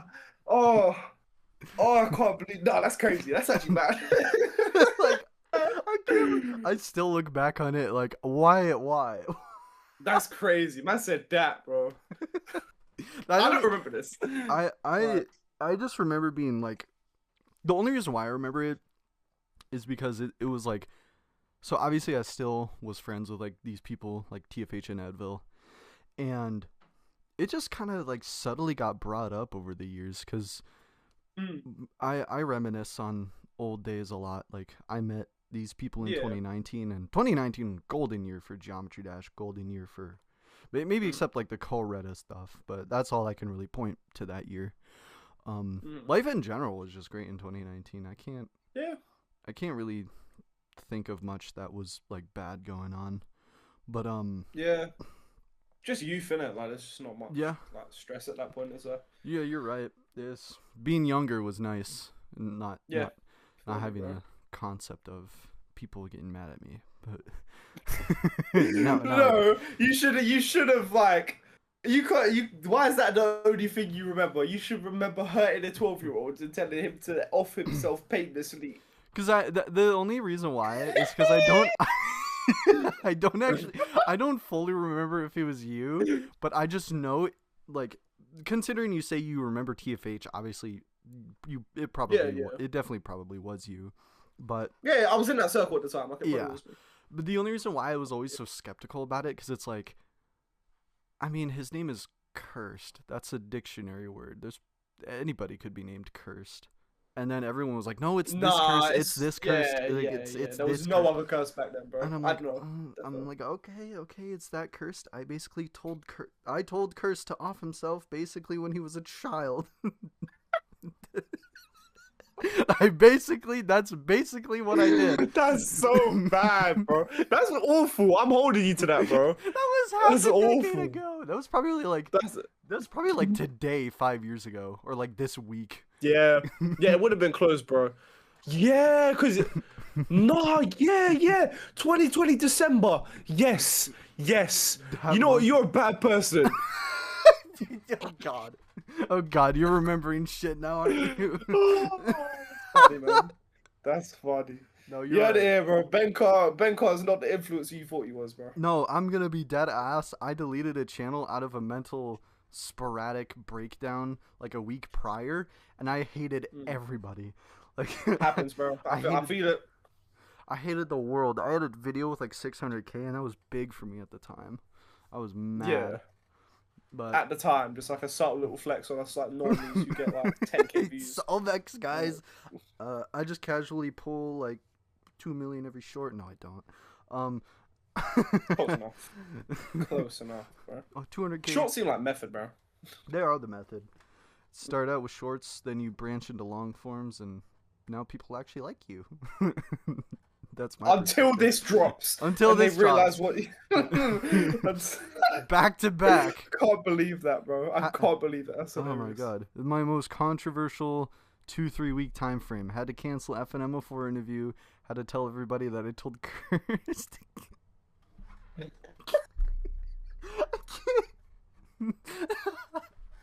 And now I can't even like That's so awful. I can't even like bend around it and be like, I don't remember if it was you. Now it's just confirming it was you.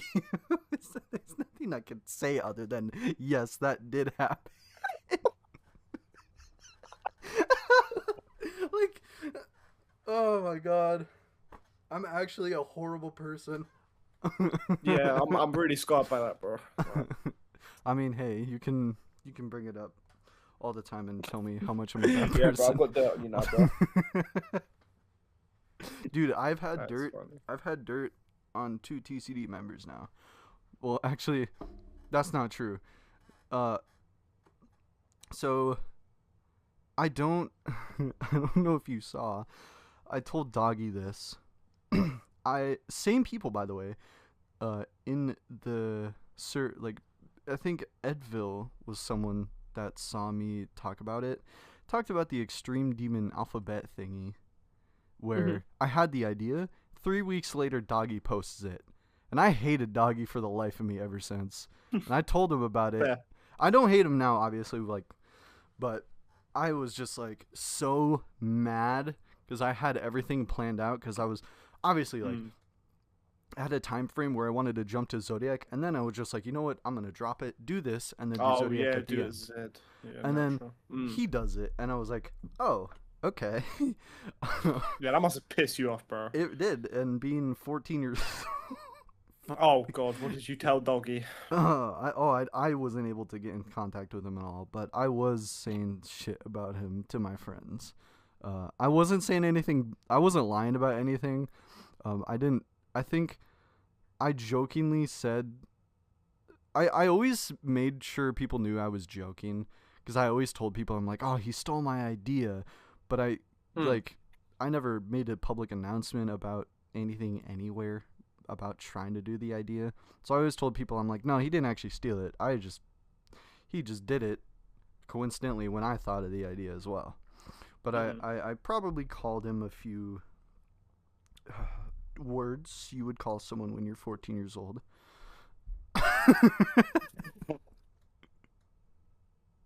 I was a child. I didn't know any better. I swear. This was May of 2020, I think. This was so long ago. The reason why it's funny is because I feel like that edgy phase when you're like that age is just universal. I feel like no matter who you are, like you've been through it at one point. Like yeah, no, you're right. Everyone can relate to being a 14-year-old on the internet at least once.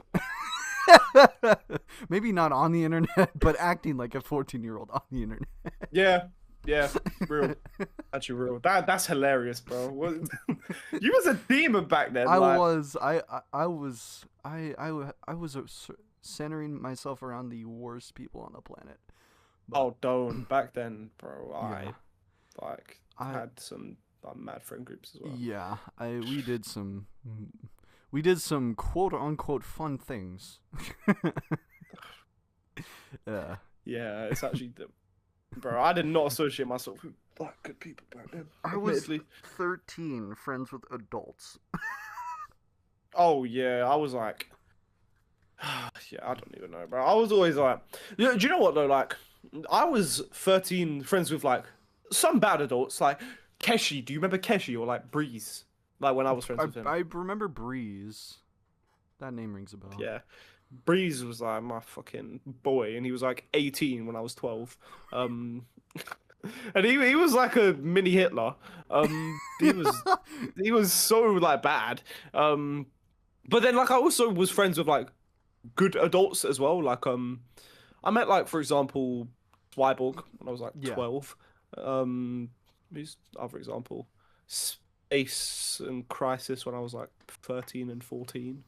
Like yeah, I don't know. Like a lot of people thought I was always like older than I actually am. Like I suppose it's a maturity difference, I suppose.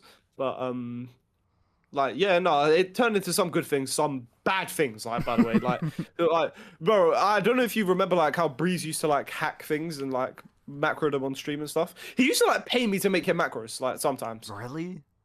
Oh my He god. paid me one time, like, because this was when like GD macro bots was so like underdeveloped that like lags, any like mild lag spike would cause the bot to completely break. Yeah. So it was like impossible to record a macro in like one long run because you would have a lag spike like during the thing and it would ruin the run most likely.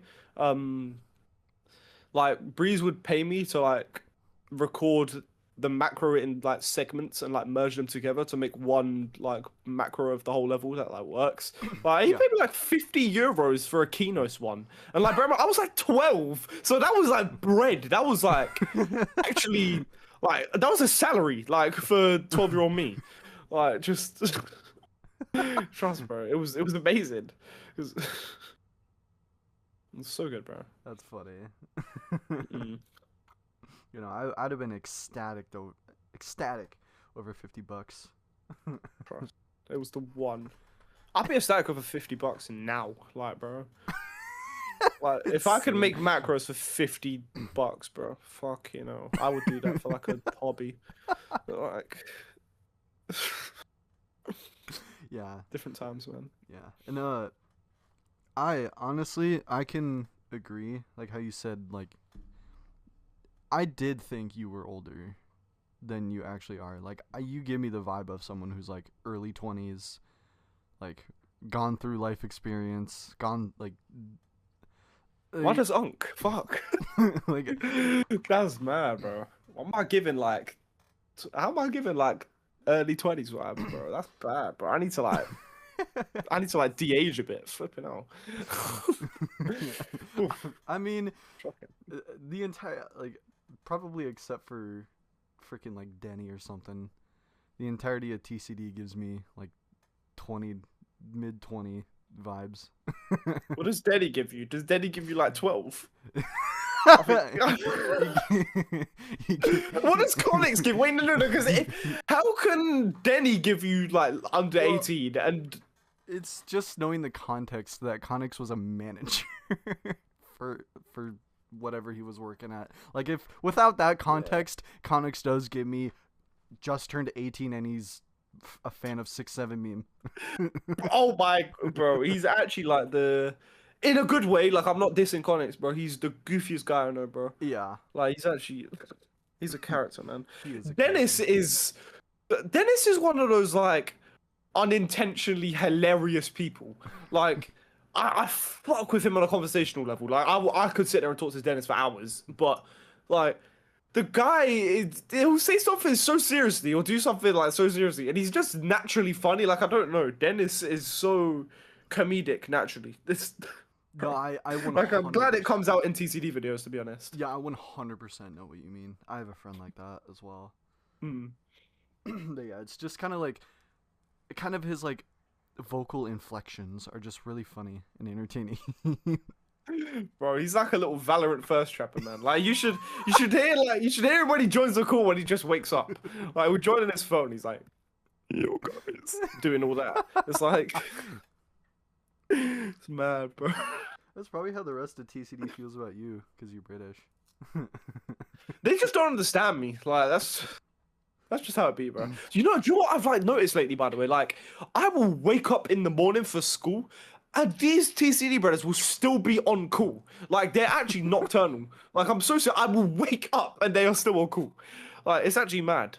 I literally was walking to the bus stop to go to school this morning, and I joined the TCD call and they were playing Fortnite.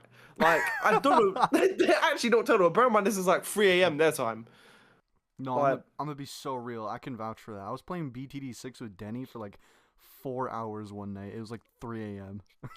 yeah. Seriously, bro, I say everyone in that group chat is nocturnal, bro. Everybody. But, I guess. Are we even on about Geometry Dash anymore? nah, bro, it's just life at this point. Honestly, yeah.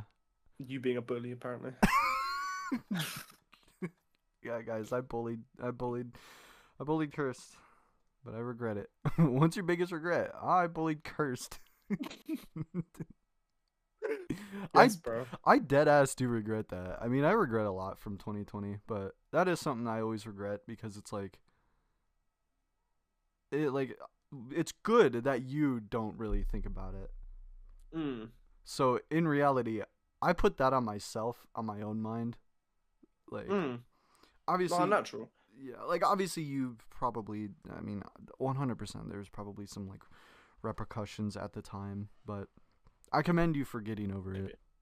Yeah. It's just kind of what you gotta do in life, really. Yeah. Like I used to be one of the kind of people that would like get sad, sit there, bed rot, that kind of thing. But like, especially as of recent, like admittedly, shit's been like tough lately. Like, I mean, for one, like literally last week, my dog passed. Oh, shit. So that was one, and then on top of that, I've literally got like an interview for like Cambridge Uni, like for maths and physics in like 5 days. So that's like another stress.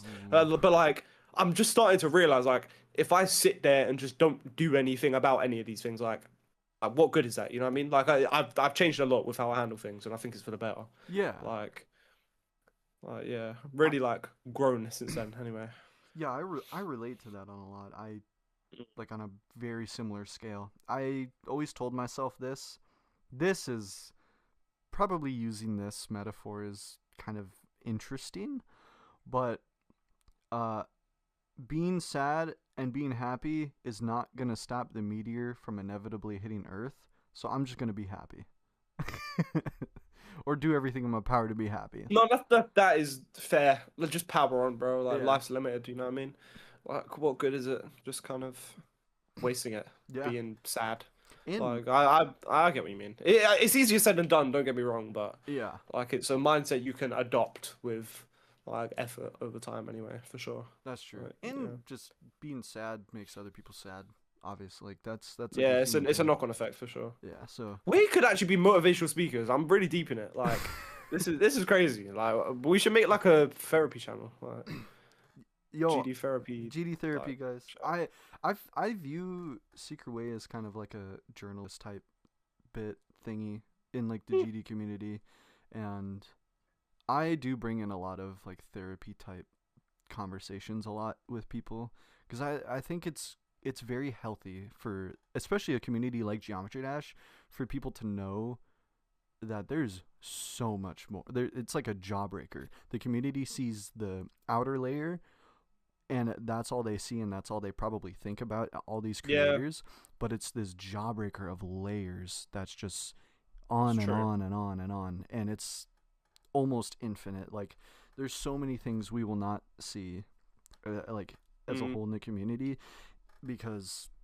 there's so many creators with so many different like outlooks and experiences with life that it's like just opening up even one or two layers of that jawbreaker feels like you're opening up the entire like the entire jawbreaker. Like you're cutting it in half and you're just looking at it all, and it makes the community feel a lot more kind of like, for what's 3 words I could use to describe that, like grounded, humane, united, I Yeah. suppose, is kind of what comes to mind with that. Like, I completely agree. It's important to talk about that kind of thing, and just kind of like, yeah, just be a collective. You know what I mean? Yeah. I- Fully agree with you, I'm down for that therapy channel idea. bro. That's a move. Trust me. Till we get someone like, my cat ate my finger off, and it's just like we are trying not to laugh, Just like that kind of Just not shit. to laugh. Yeah, like fully. Why are you trying not to laugh, bro? Why you trying not to laugh? That's bad disrespectful, bro. Yo, me got leaked on stream, bro. God forbid, bro. I don't never live that down. God forbid. Never. God forbid. Oh man, we've been sitting on 10 questions for the longest time. Oh shit, yeah. Trust me, I'm giving you content, man. That's This is true. jobs. That's true. I don't want to take up too much. You have a TCD recording today, right?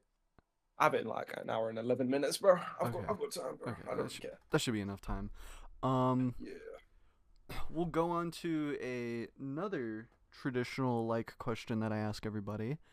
Yay. What is your hottest take in Geometry Dash? Okay. Ooh, I don't know. The thing is, like, I don't really have many like hot takes. You know what I mean? Like, I think, okay, one that I kind of stand by. I think there's exceptions, right? Mhm. I think this isn't actually that hot. I think LDMs are lame as fuck. Most bug fixes are lame as fuck, and I think most uses of CBF are lame as fuck. That's like the hottest it gets for me.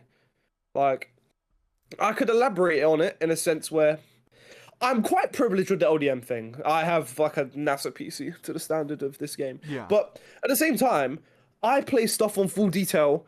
And for example, Limbo, I beat that on full detail. I got like 100 FPS in Jazel, which was like the hardest part. Like, sometimes I think like for the sake of just having a nice completion, like having a bit of like integrity, just do it on full detail. Like I don't know, like not everything needs an LDM, not everything needs to be made easier for the sake of your convenience. Secondly, the CBF thing, I say exceptions because it actually does just make the game better. Um, the my problem with CBF, like, I wish CBF wasn't like a thing in the first place. And the reason why I say that is because like, just don't need it. Like, most levels are actually just all right. Like without CPF, I think something that showed me that was like 7 club step, for example. Like, don't get me wrong, I haven't finished it. I don't really like the level, Yeah. but like I played that like shakes, full detail, no CBF, that sort of thing. Which, to be honest, probably on modern list standards makes it like harder than Firework, even though it's like a top 35 something, like even easier, I think. But like, why make it easier when I don't have to? You know what I mean? Like, what? Why not just have like a nice clean completion without using a mod when I don't have to? Without like, do you know where I'm coming from? Kind of like, and I say that kind of hypocritically because I would use CPF on something like Andromeda. I would use CPF on something else, but like, I, I Um, just really think it gets to a point of where you don't need something and you're just doing it to make stuff easier. And it's different to you're trying to make the game more fun. Like, I don't know. That's kind of my hottest Judy take, I think. um, I honestly I agree with the CBF take. I think I agree on it for a different reason, because I think putting together this mod to reduce like when I go from CBF to no CBF, because I had CBF enabled for like a year and didn't realize it. Then I disabled it, and it's like, this plays so differently to me. Probably because, like, I mean, I'm not a great GD player. Like, I'm just kind of middle, like, your typical be an extreme demon type player. Yeah. And getting used to the difference between CBF and no CBF, like, actually flickers my, like, muscle memory, I guess, with the game and how it plays. And I think the problem with CBF is it did that for a lot of players, and Mm. it triggers people to kind of be upset, like, oh, I have to play this without CBF, and then it just plays differently to how they would play with CBF, and it's like it's Mm. just this whole thing where it's like it's so unfortunate that we couldn't just wait for Rob Top. Like, Yeah, 100%. I think that the ideal would have been that the physics were never made shit by 2.2 yeah, and things were just the same as 2.1. I I don't, the fully physics agree. changes are poo. 2.1 physics were fine, Yeah, and I just don't think CBF should have been necessary in the first place. I mean, it's not necessary for most things, don't get me wrong. Like, that contradicts what I said previously, but like, I don't think CBF should be able to be an option, if that makes sense. Like, I think the physics should have been kept to a good enough standard where the community doesn't feel the need to make mods to fix it again. yeah. Like, I don't. That's just my opinion with it anyway. No, I fully agree with everything with CBF. CBF is such a problem more than a fix, and it's not. Oh, Sorry, give me just 1 sec. I will be alright. back in a moment, like 2 minutes.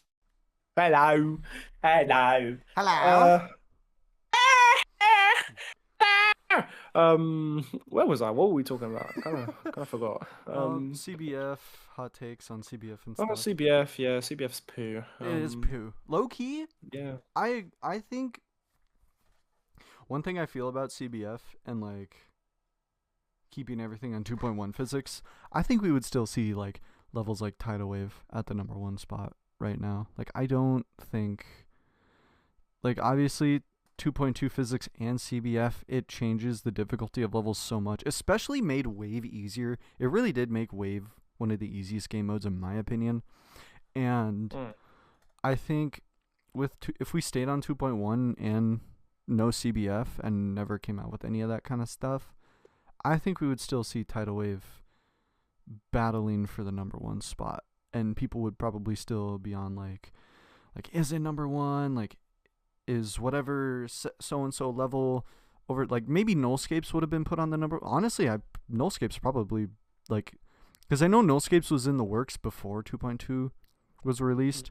If Zoink got it and buffed it like he did with Acheron, I feel like our top one would be juggled between Acheron, Tidal Wave, and Nullscapes if we never went to 2.2, or at least if we had like another year. See, I think, I think, okay. I don't think Tidal Wave would have been as not easy as it's considered now, but I think it would be a bit harder than it's currently considered. Not Yeah. in terms of like list placement, but I think like less people would be able to access it. Yeah. I don't think it would still be top one, and the reason why I say that is because people like Popoff and Trick and Zoink just didn't actually have to put that much effort into it. Like I think they would have channeled the same effort they put into things like Amethyst, TS2, Yeah. etc. They would have just channeled that into a different 2.1 physics level. I think that would have ended up top one, but it would probably be a different level. In fairness, It probably like would have. Yeah. yeah. Yeah. This I think Amethyst was going to end up hard anyway. Like, I think that would have ended up top one because that was like way in the works before 2.2. 100%. Yeah, Amethyst was started in 2020. I definitely think Yeah. they tried making that top one.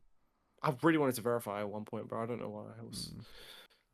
It got ruined so bad, bro. The original layout was actually like cool. I'll say, yeah, no, Amethyst would be an amazing like top 15 level right now. I think it would be an amazing top 3 if the hitboxes weren't so yeah. shit. Like, that's like I'm assuming. Have you seen Amethyst hitboxes? Yes, they're literally on like Okay. the tip of like custom spikes. It makes no sense. Yeah, they make no sense. It's Yeah. insane. It's like Yeah. it's not even like fixed hitboxes either. It's literally just like damaged hitboxes. Yeah, broken hitboxes, bro. Broken That's hitboxes. literally just it. Yeah.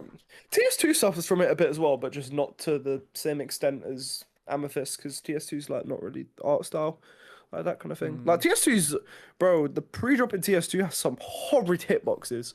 Oh my god!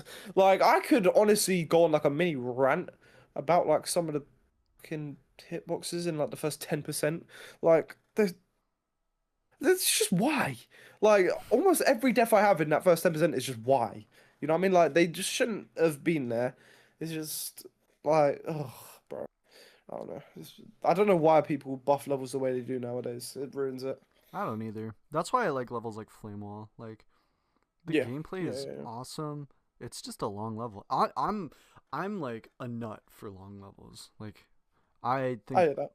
long levels are fun. My favorite extreme demon in the game is light travel. I think a 9 minute, like I travel. it's a it used to be the longest rated extreme demon. It was the 9 minute travel level.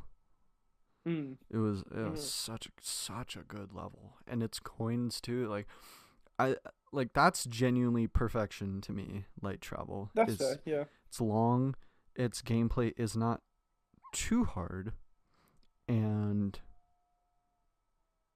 I don't know. I just think light travel encapsulates a lot of what I wish top levels would do, and that's why I like Flame Yeah. Wall a lot. Because Flame Wall, it's more. Flame Wall is like one of those levels where it's like, if you cut it in half and shrunk it down, it would be the same difficulty, but they can keep it like not. Oh, how am I? I feel like I'm explaining this like a dummy. It's like if you cut the level in half and shrunk the gameplay down, like obviously to like fix the hitboxes. Like if they did fixed hitboxes, because there's not a lot. Hmm. Is there any fixed hitboxes in Flame Wall? Probably somewhere. Yeah. Probably. I haven't been able to find any when I look at like levels that are like Flame Wall hitbox only showcase or whatever. But Mm. no, yeah, Flame Yeah. Wall, Flame, and same with Tidal Wave. Like Tidal Wave, obviously, like it's a long level and it's got not the greatest gameplay, but I feel like Tidal Wave is Tidal Wave is like what I'm describing right now. Like if you were to cut Flame Wall in half, and it would just keep its difficulty. Like, Yeah. Ooh, actually, do I agree? Nah, no, no, no, no, no, not at all. Tidal Wave, like I have like 55 to 90 on Tidal Wave. mm, Um, yeah, that is like I not that guess hard to be honest. I shouldn't be talking because I know Tidal Wave, but I don't know Flame Wall. So I guess I don't know how I get Flame that. Wall plays. Tidal Wave's balancing is actually really shit in my opinion. That's why I don't fuck with Tidal Wave at all. No, I agree. I really don't. I'm Right. I feel like I agree for the wrong reasons though. Um, Mm. so I have 38%, not from zero, but in 4 runs, and Hmm. to give you a grasp of how bad I am at how bad I am at ship compared to how good I am at wave, I did the 23 to 38 wave in one run in about 10,000 attempts. And the ship Hmm. before, literally just the ship section from like 18 to 20 took me like 3,000 attempts. Like 2% compared to like almost 20% of the level. What? So you wait. So did you do the first wave? Yeah, I did the whole first wave from 20, I think it's 23 to 36, but I got to 38. And You do know that's like by miles the hardest part. Like, yeah, nothing compares in Tidal Wave to. yeah, that's why I did it. So, my God, so you got 38% in 4 runs, and 3 of those runs are the pre-drop. Yeah. What? No, no, no, no. Wait, slow down, slow down. What kind of skill set is that? Wait, that's crazy. I That's don't know. mad, bro. I'm disgustingly carried by wave. It's not because the solar flare as well. I got Hmm. I think the drop is at 30%. I got 30 Yeah, to 60 that's really good. and then 60 to 100, and it's like I got 33 to 100 in 2 runs, but I can't reach 33 from 0. See, I think that's a bit more acceptable because the pre-drop in Solar Flare is actually just so poo. Like, it's that not. ship. It's Oh my awful, bro. god, that ship is The ship is impossible. bad, bro. Yeah, the ship's really bad. I think all of it's kind of bad, but like the ship stands out as bad. Yeah, Um, but that's crazy. How have you got Tidal Wave 38% in 4 runs and 3 of them in a pre-drop? What the fuck? I don't know, man. If it's like I feel like I don't know. Some about the wave just clicks in my brain compared to the rest of the I get it, game kind of. modes. But it's also that strat. It's like this strat you can do with wave where you slow the speed down and slowly increase it is like something you can't really do much with the other game modes as well. It's like cuz I did the wave 0.5 times speed, then 0.55, 0.6, 0.65, and going up and up and up and up. And it just made it a lot easier. But you can't really do something like that with ship because the ship plays so differently in 0.5 to 0.6 to 0.7 and so on. So it's like, and same with the rest of the game modes. So I feel like something like that, just kind of, maybe except for like obviously the ones where it's like you click and the input happens, like cube and ball and UFO. But the rest of the ones where it's like you have to control like robot and ship and wave. Yeah, speed tag learning doesn't really work with like robot and shit. I was questioning because it's really really good for like cube, ball, UFO, that kind of thing. Yeah. But, like, nah, I see where you're coming from. Yeah. It was really easy to learn the wave, but the second half of I highly doubt anyone's gonna ever believe me when I say this, because I didn't clip it, because at the time it was like a year ago. I didn't really have the capabilities, and I didn't know what metal was, and I fluked the second half of the wave somehow. From the start, yeah. Like I feel like I didn't get a skill boost from it, because I can't do the second half of the wave for the life of me now. It just happened. Yeah, the second half of the wave is like by miles harder than the first. I agree. Fucking mad. Like those fucking. That's mad. If that's true, you're giving me suspicious at this point. That's bad. Honestly, that's ridiculous. I don't blame you for being suspicious. It makes no sense. But recently, I did get to the drop in 3 runs in about like 5,000 attempts. Like I could do. I feel like I could realistically get to like 70% on tidal wave if you gave me like 150,000 attempts. Like, I feel like I could do it within that time frame. That's fair. I think tidal is very accessible, to be honest. I think generally, like, levels around like the 3-minute mark are quite accessible in terms of like if they're at the top.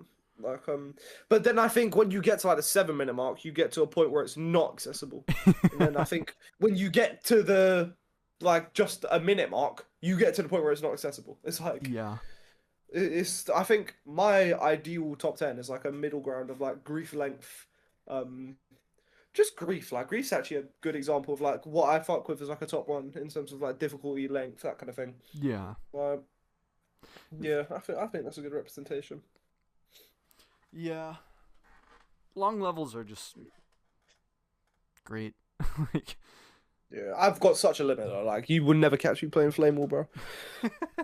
Never in your life. I mean, never. Or that freaking Sinister Silence is like almost 9 minutes. Oh, loud. That's like 20 minutes, isn't it? Oh, 9. Where did I get 20 from? What's the difference? Yeah. I mean, when it comes to it might as well be the same thing. Yeah, deadass, bro. Like that. Oh, I can't even imagine like how tedious learning that would be, bro. I'd hate it so much. Like that'd be disgusting. Like, could you imagine if Eon was just even slightly harder than it was, like the gameplay, and just an hour? Wait, what's Eon? That's the 1 hour long Extreme Demon. You've never heard of it, bro. Really? I'm actually your uncle. Oh my god. Eon's like that's popular. Crazy. Oh god, okay. I'm actually Unc, bro. Bro, like you can name half the demon list and I won't know what it is right now, by the way. It's crazy. A more lesser known one, Cornbread Travel. It's so dumb. What? Yeah, I've just never heard of this. King Samalot is the reason why it's called Cornbread Travel, by the way, because they asked him to name it. But it's shocking, bro. It's literally an hour long of like top 600 difficulty gameplay. Like if you played an hour of, like if Bloodbath was extended to be an hour long, like it's possible. Is it verified? No, it's got the people. I think the furthest progress is like 60, something like that. That's mad, bro. Yeah, like I obviously I see it being on the top 150. I don't know where, cause like if it gets rated, like Jesus Christ, we are reaching the end game when it comes to difficulty. Cause the fact that we're getting hour-long levels that are just this long and people are actually beating them or trying to beat them. That's ridiculous. It is ridiculous. I mean, I'm not gonna say I think it would like place. I mean, it would probably place like quite high, but I don't think that's like a sign of like difficulty limits. Because you see, bro, like the thing that tells me that is like how consistent players like Pop Off are, bro. Yeah. Like what the it's unreal. I feel like that could be stretched like much further than what you're describing. Like, honestly, yeah. Like you're getting 85 and then 84 back to back on TS2. What the hell? Who does that? He's a joke, bro. I say a joke in in a sense where he's just ridiculous in the game, bro. I don't get him. He's a fraud. Like He's the actually punchline crazy. to like everybody talking about like top play back in the day. Yeah, seriously. Like, he's just a joke, bro. Such a joke. He is what everybody thought Cyclic was, or Exotic was, or Seri. All these players. Yeah, Like, just a machine, bro. he is literally Kind of just like I a alluded to earlier, he's just a robot. Like I don't understand. Yeah. Like he doesn't get attached to any levels. He just kind of like he's a machine. Like he just processes it and that's it. Like I don't know. Like he's Yeah. crazy guy, bro. I had to fix my posture. Like I'm fully like just like that and like run it like bumping up and down like a Yo, like ADHD person. yo, if I did the same, my chair. Yeah, you might want to get a new chest though. Oh, Yeah, this chair is almost 7 years old. Dude, every time I stream and people hear it, it's like, did someone just fart? No. bro, I don't blame them. It sounds like I'm tooting down the mic, bro. Stop ripping us, bro. Stop ripping us. Oh, it's so bad. Oh, by the way, Denny said hello. I just thought I'd pass a message. Oh. Hey, Danny. Yo, we should play BTD6. He says, "Hey, Denny. Yo, suck." we should play BTD6. You suck." I'm kidding. He says. All right, cool. Right, lovely. Message passed. Hell yeah. It's like Hell Telegram. yeah. Bro, Telegram seems like a scary platform, by the way. That's like the GD Russian like congregation site. Like terrifying. A Russian congregation. I'm serious, bro. Like, it's got such like a scary vibe to it. I don't know why. It feels like I'm like entering back rooms if I go on like Telegram. Dude, the Russian GD community does give me backrooms vibes. Serious, like they just remind me of like some mafia where like you've got like all these Russian top players just nuking Pointer Crate like inside out. Like but by the way, like something that kind of stems from this, AOD is above Acheron on the global demon list. Really? Yes, bro. AOD is my hardest according to the global demon list. What? Popoff said AOD was like top 40. Oh yeah, he's just not got a brain, bro. I believe that, like, he believes that. I definitely. Oh believe yeah, that no, he actually does. He actually does. I think him getting banned, like him getting opinion banned, is a little unfair because that's just him. Like that's like, obviously. Yeah, but like, don't buy. on the other hand, like whether he's lying or not doesn't make it any less stupid. I mean, like, yeah, like it is stupid. Like, don't buy it. Don't buy something like AOD 40. But if he says something like, maybe if he says something simple like, "Oh no, I think Avernus is harder than Acheron," like that's something to take into account. yeah, that's not gonna be like ignored. Like they're not like. But they're not like a dictatorship, but he kind of. I mean, like you're obviously a moderator, right? Or like a person. Do you guys take into account his opinions that actually make sense? yeah, of course we do. Okay. Like, Okay. same with anyone, really, with obvious like some exceptions, but like like if you were to say like what's a stupid example? Eon's harder because it's an hour. Eon's harder than like Tartarus. yeah, that kind of thing. I mean, it probably fucking is if it's like. I mean, it's literally like. By the way you described it.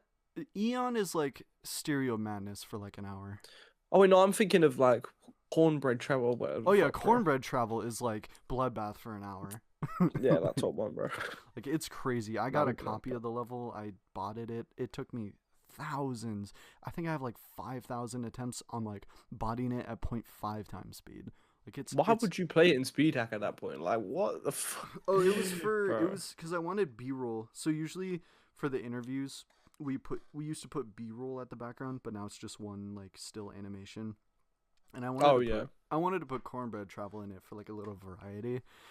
Oh my god. While I was doing it, I was watching like a podcast on Charlie Kirk after he died. So I was God, yeah. I needed entertainment.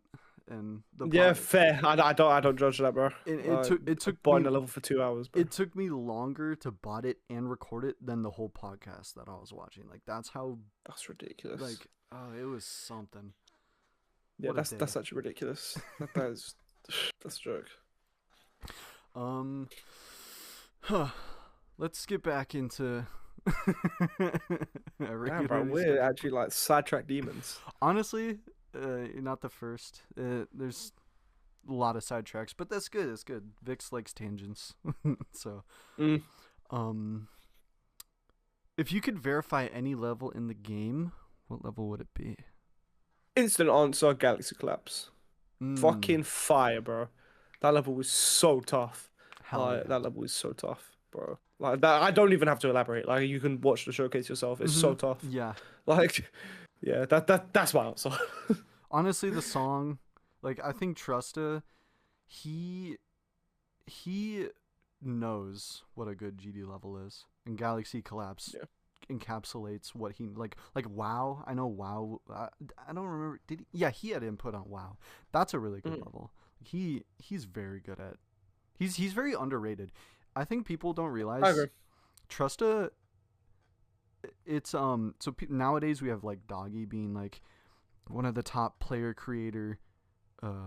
creator people, like he's good at everything, but people kind of sleep on Trusta because everyone saw Novel Boy out to be the player, the creator, the content creator, like, but Trusta, I'm pretty sure he can decorate.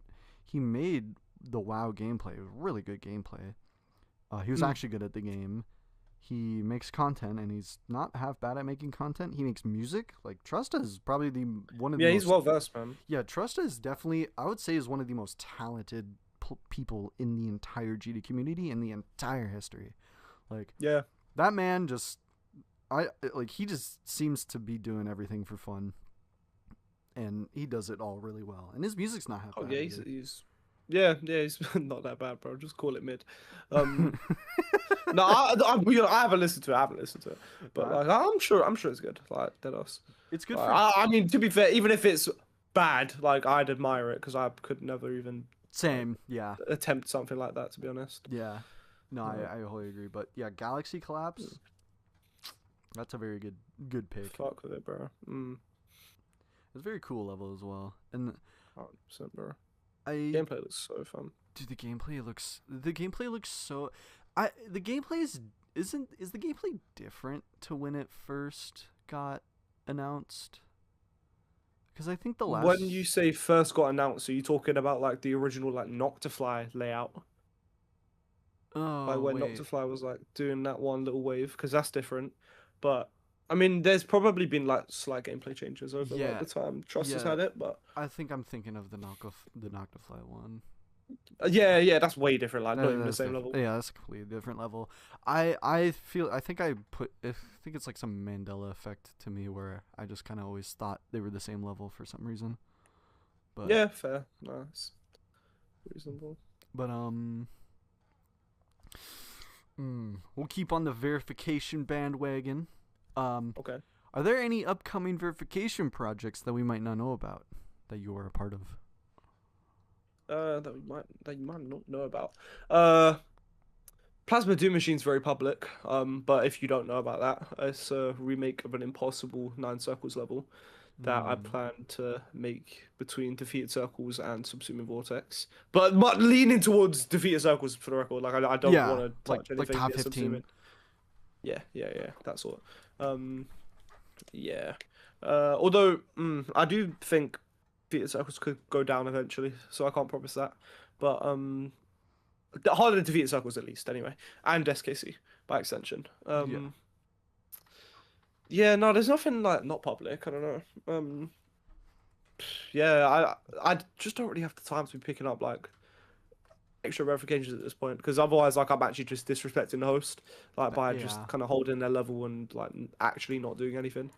Like, that makes sense. I already feel like shit with PDM because like as much as I want to play it, like I genuinely just don't have the time at the moment, and like I feel bad for Wesp because like I wish I could kind of like actually do some stuff, but For me to Mm. commit to a level right now would be stupid, considering like I'm at like a really pivotal like point in my education right now.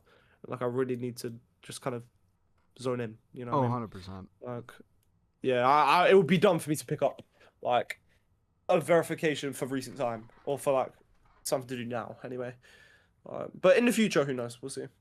Yeah, it could change, but I Mm. figured your answer would be like probably shouldn't pick up anything right now because everyone was mentioning how you're like in school, and I'm like, oh yeah, no, it's probably if he has any verifications, it's probably like one or two at Yeah, most. yeah. So busy, bro. Yeah, Like so busy. that's impressive that you can balance plain GD, TCD, like Mm, school. it's difficult. I'm someone who suffers from hyperfixation a bit. That's something Same. which I've had to work around a lot. Yeah, it's a big thing. I'm still not perfect. When it comes to me balancing things like that, like it's more so I do more of a particular thing in bursts. Like for example, right now, currently, I'm doing more school in bursts because I Yeah. mean I've got to like practice for this interview I've got in a few days. Um, Whereas I mean like a bit ago when I verified subsuming, I was doing like a GD in bursts and just kind of like chilling on school for a bit, just kind of relaxing for a couple of days. Like I suffer from hyperfixation a lot, but I delegate my time in a way which allows me to cover all grounds adequately, I'd say. And I don't really slack on stuff as a result, which is good. Good. That's really Mm. good. Yeah, no, I definitely suffer from hyperfixations a lot. Like I have a hyperfixation on historical TV shows that were used models or like claymation, and it's like one of the greatest examples is, do you know Thomas the Tank Engine? Mhm. They used models back in the 80s to make the show. Seriously, And yeah, and that's hard, bro. it's really cool seeing like people Mm. get a hold of it because they switched to CGI in 2009 or something like that. And Mm. people get a hold of these old models, like they're on display in places, and it's like super cool seeing this like this history be preserved. And I've been having a hyperfixation on people kind of acquiring these models, recreate people have recreated them before, like 1-to-1, and they look fantastic.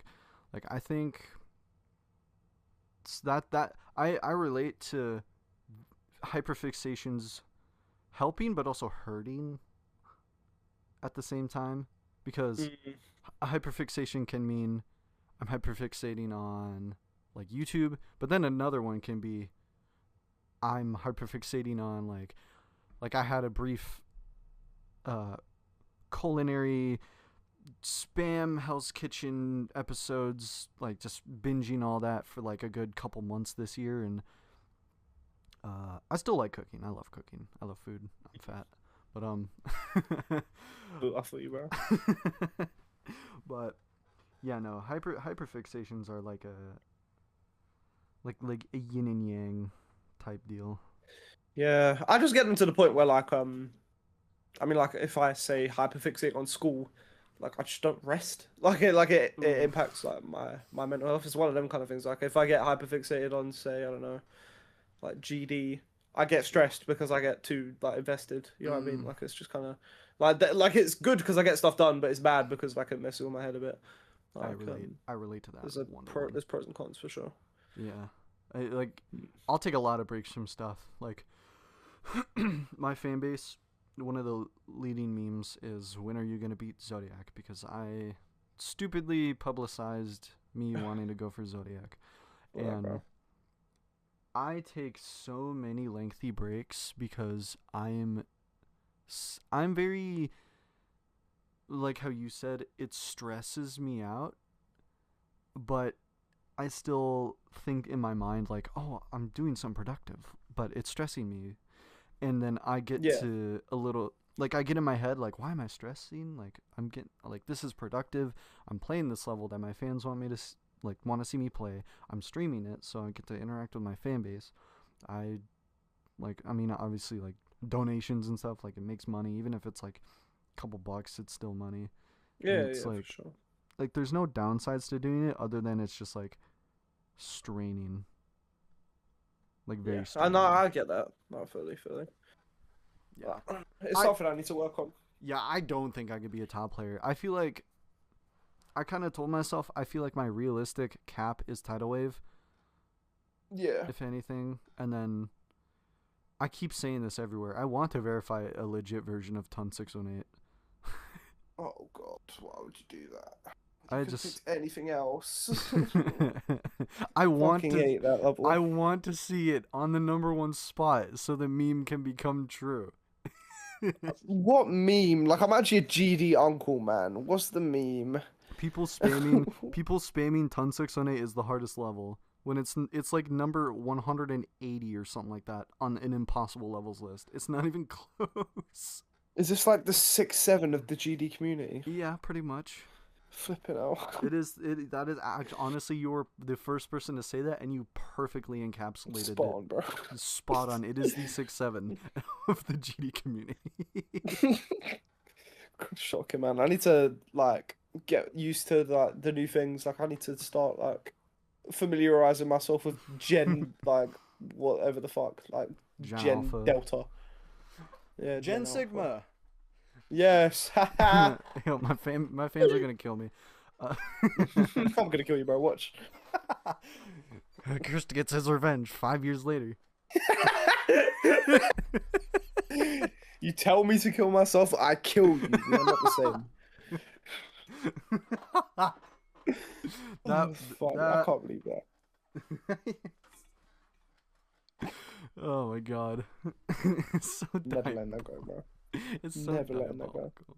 The fact that we're doing this interview like around the same time it happened too, like it's genuinely just coincidence. It's like God wanted us to have a face-off. Do I turn my camera on and start put them up? Put them up. Yeah, bro. We'll get like gloves and that, and have like a pay-per-view thing, like come in, like make like a poster and everything for like the kill-off. I'll get my ass kicked. Nah, bro, it's calm. Trust, man. I'm a little like weedy kid. Don't worry. I mean, I'm beefy, but like. Got some beefy. I mean it. Like Beefy. I'm not. I can punch. I can take a punch, but I lose my breath after like 3 swings. Oh, I thought that. Yeah. I don't know. Like, I don't. I look like hella skinny, but like I mean like I do bouldering is like a hobby. I know how to box, that kind of thing. It's like, oh, I've got some strength. I know how to like fight, sort of. So Yeah, I'm like, fat. yeah, fairs. Well, it's kind of just like use it to your advantage, bro. Just hit lots of squats. Like you use the added weight to your advantage. Honestly, yeah, I low key my legs look like when I flex my calf, it's like a rock. It's literally like Oh a rock. yeah, yeah. Because when you're carrying Like larger people, bro. That Yeah. it's crazy. Dude, It's actually insane. my dad's calves, Jesus, like they were so. It looks like, how do I even explain it? It looked like the guard on a bike, like where it covers the wheel. It looked like one of those just covering my dad's entire leg. Like that's how No, I know what you mean. shredded it was. It was crazy.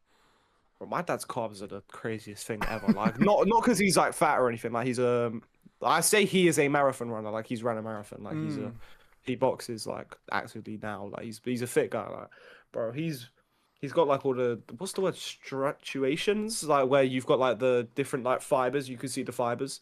Like he's got down his calves. He's got like veins down his calves. It's Ooh. fucking mad. Like God damn. his calves are so shredded. Like because I mean you think about it, boxing and running. Like you are either on your toes or on your toes. Like Yeah. it's yeah, always using your calves, bro. His calves are insane. Like I can't even like verbalize how they look. God damn. Yeah, my dad I need to did get like that one day, bro. same. My dad did MMA. That's how his Oh word. yeah. My dad. Yeah, I think makes I sense. got big genetics from my dad because One thing, so this is the best way I can describe to prove that he was a really big guy, like actually like thick and like his bones and everything. He Yeah. got kicked in the head during an MMA fight. It was the only MMA fight he did. Got kicked in the head by his opponent. He won the fight with his head just fine, and his opponent's ankle broke. What? That's mad. Yeah, like he That's was mad, bro. perfectly fine. He won the fight. Like like my dad was the scariest dude. He was like a teddy bear in like a giant Russian's body. Nah, like, I feel that. Yeah, that's like, mad, bro. That's like actually that's nice. yeah, it's crazy. Like Mm. I could send a picture of him afterwards. Yeah, go on. He oh, I don't even know where it is. He shaved his head one time and he looked like Walter White. It was the scariest Flipping hell. scariest phase. Bro, my dad is bold as fuck, man. Like, bro, the amount of times I called this kid an egg, like just to his face, like, bro. My dad and I have like a kind of like friendship relationship rather than like a I'm your father, you are my son. Like it's not really that kind of relationship. Like he calls me adopted, I call him a dickhead. Like that's just kind of how we move. You know what I mean? Like it's like it's fun, bro. Like yeah. I relate to that on so like me and my dad, our relationship, it was similar, like very similar. Like he's called me adopted before. I've called him fat. like to be fair, I'm fat, so I The didn't. irony. Yeah, no, me and my dad had that more kind of brother like friend relationship with Yeah, each that's other. exactly how my dad and I are. Yeah, Like, it's yeah. fun, bro. I wouldn't have it any other way, to be honest. Like, I Honestly, think, same. like, I don't know, like, I genuinely like spend a lot of time with my dad because like, I fuck with him on like a personal level. You know what I mean? Like, it's not really like a just spending time with him because he's my dad. Like, it's just like, yeah, I actually just chill with him. Like, Yeah, like we do shit together, we travel together, like all yeah. that kind of thing as well. I always did the same with my dad. It was always relationships or relationships. It was always like vacations, just him and I a lot. Uh, we did camping. We went storm chasing together. Like, That's cool. like we did a lot together. Mm. There's a tornado that happened near my house back in 2021 that I can find on radar, and I found the exact tornado that me and my dad saw.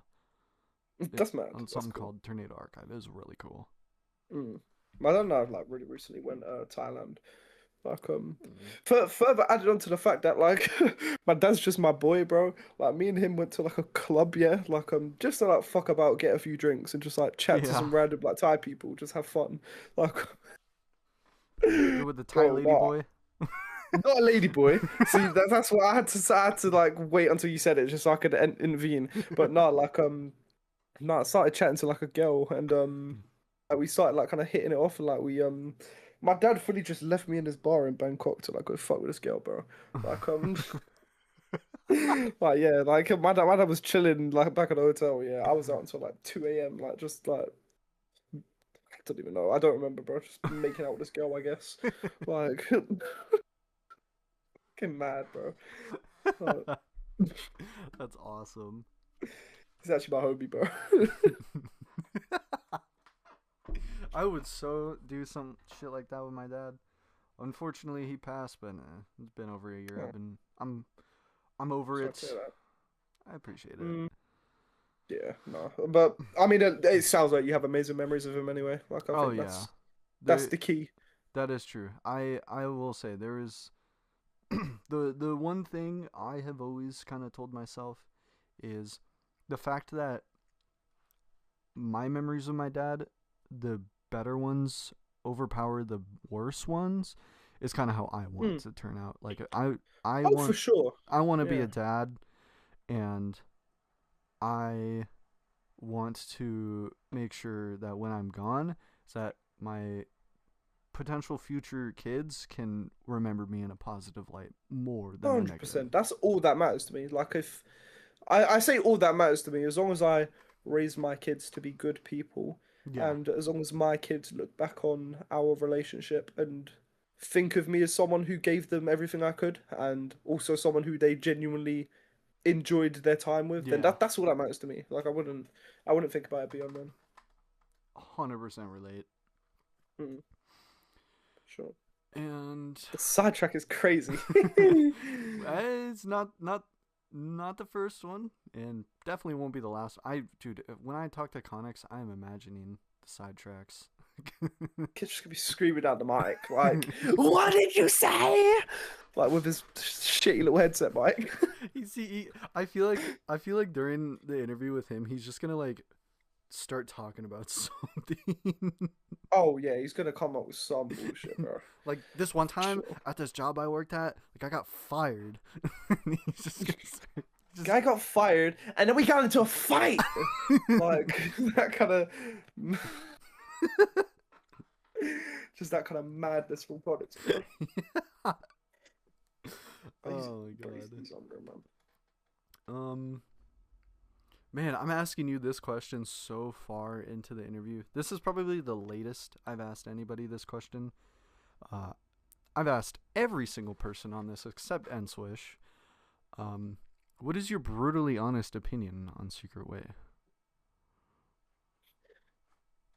You can break my heart. You can tell me like that it sucks. No, okay, so right, my opinion, all right. I think some of the shorts are dog shit, right? And the reason, no, honestly, like some of the shorts I think are dog shit. And the reason why I say that is because like I think it really not commercializes, but I think it really I know the intention Yeah. is to genuinely just celebrate the like community achievements and spread stuff like that. But and heavy but I think some of them it's not commercialization, but it can come across that way sometimes. And when I first saw like the surge of GD like YouTube shorts and some of the bullshit that came out of some of Yeah. them, like just some of the dumbest statements, like not specifically you by the way. Like I actually think you were the least like what's the word, guilty of this. Like out of all of them, but like some of the shorts that come out of like the collective of GD Shorts channels are abominable. Like however, you're specifically coming back to you. Like some of the shorts are like buns. Like some of Yeah. the shorts are really good. Like some of the shorts I actually think you actually most of the shorts I don't think all of them are bad at all. Like however, I think all of your long form is really really good, and I like what you do with the interviews. I like that sort of thing a lot. Like a lot. I think it's great. No, I appreciate that. And honestly, I Yeah, agree. I agree. We're gonna have some good shorts. We're gonna have some terrible ones. that's Obviously, just the thing though. You've got to post, you know what I mean? Like yeah, you've got to have consistency. Like I don't judge it. yeah. And I'm not gonna lie. I've cut corners before. There was the top 5 reactions in GD ranked those types of shorts where it's like number 2 and then number 4 and then number 5.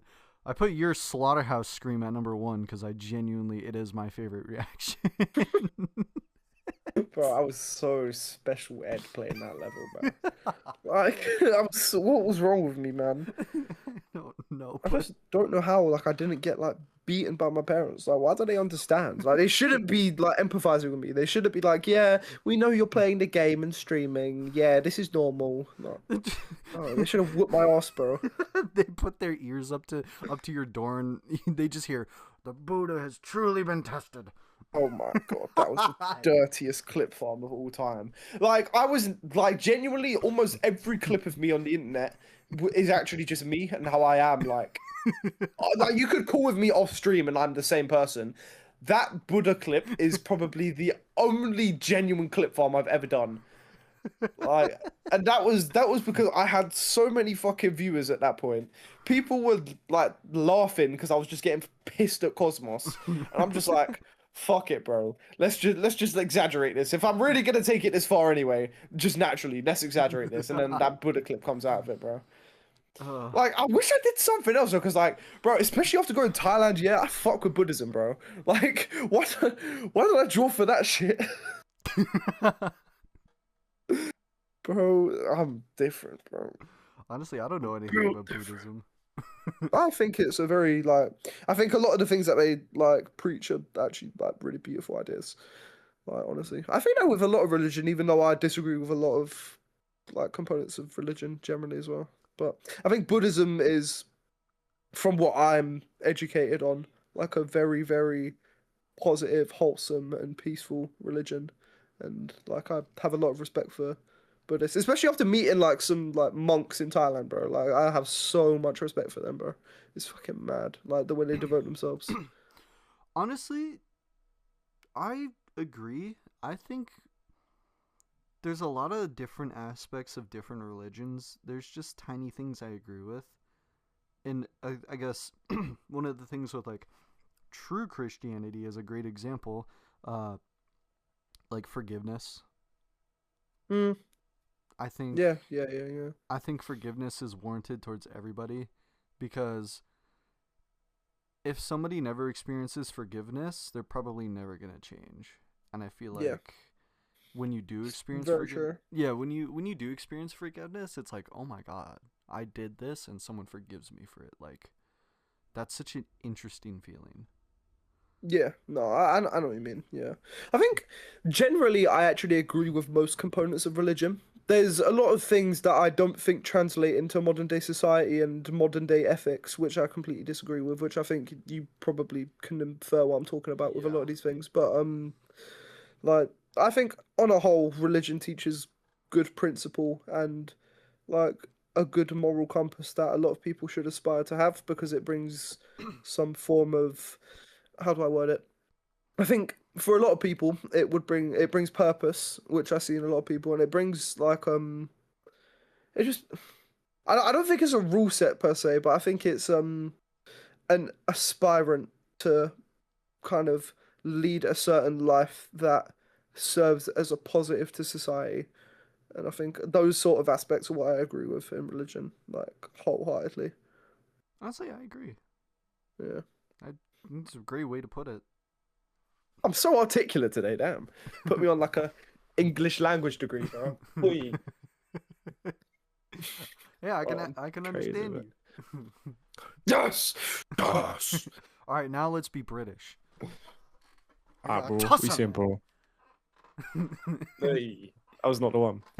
That was not the one, I bro. gotta, I gotta. Bricks and bully, some of the body, man, hold two for the woody. Saru gangster, know me, man, hold two, you woody. I understood Is that everything you attractive? said. Is that attractive? Dude, I have a friend that's British, and so there's this bot that you do like slash like Riz rate is one of them. You can rate their Riz, and a bot just puts it through. And Oh, God. one of our friends, we put him through it, and it said this person has no Riz or L Riz or whatever, and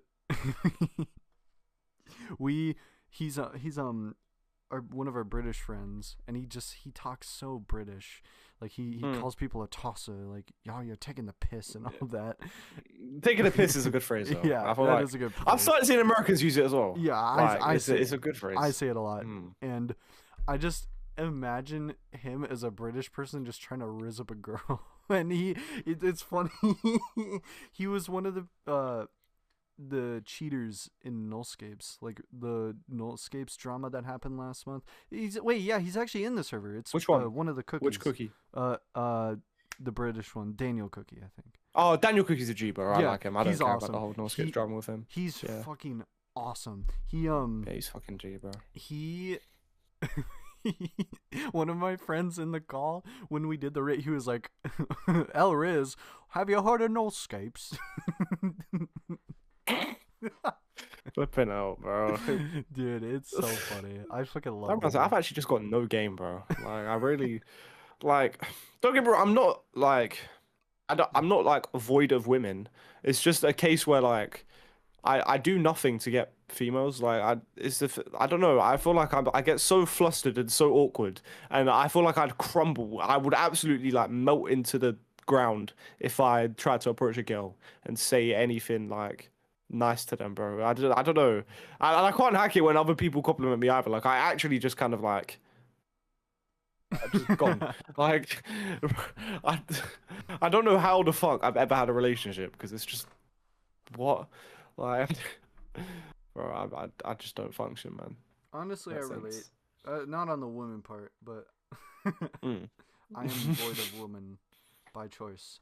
But Yeah, yeah, yeah, yeah. I've crumbled a lot whenever I have attempted to tell someone that I like them, or even I've never just done it. talk to them. Like every time I've admitted to liking someone, I put I go to sleep. I go right back to sleep. Like I just kind of like send them a text, and then I just go to sleep. Wake up the next day because what I've noticed is giving them time to process. Like, oh, this person likes me. They're probably gonna respond with something that's level-headed and not just like a sporadic, either negative or positive response. It's just like a neutral, smart response. Yeah. Yeah. I've literally never told someone I like them, bro. Like I'm actually a pussy. I never make the first move until I'm like fully comfortable. But I, it takes me so much to get comfortable. It's mad. I mean, how old are you? 18.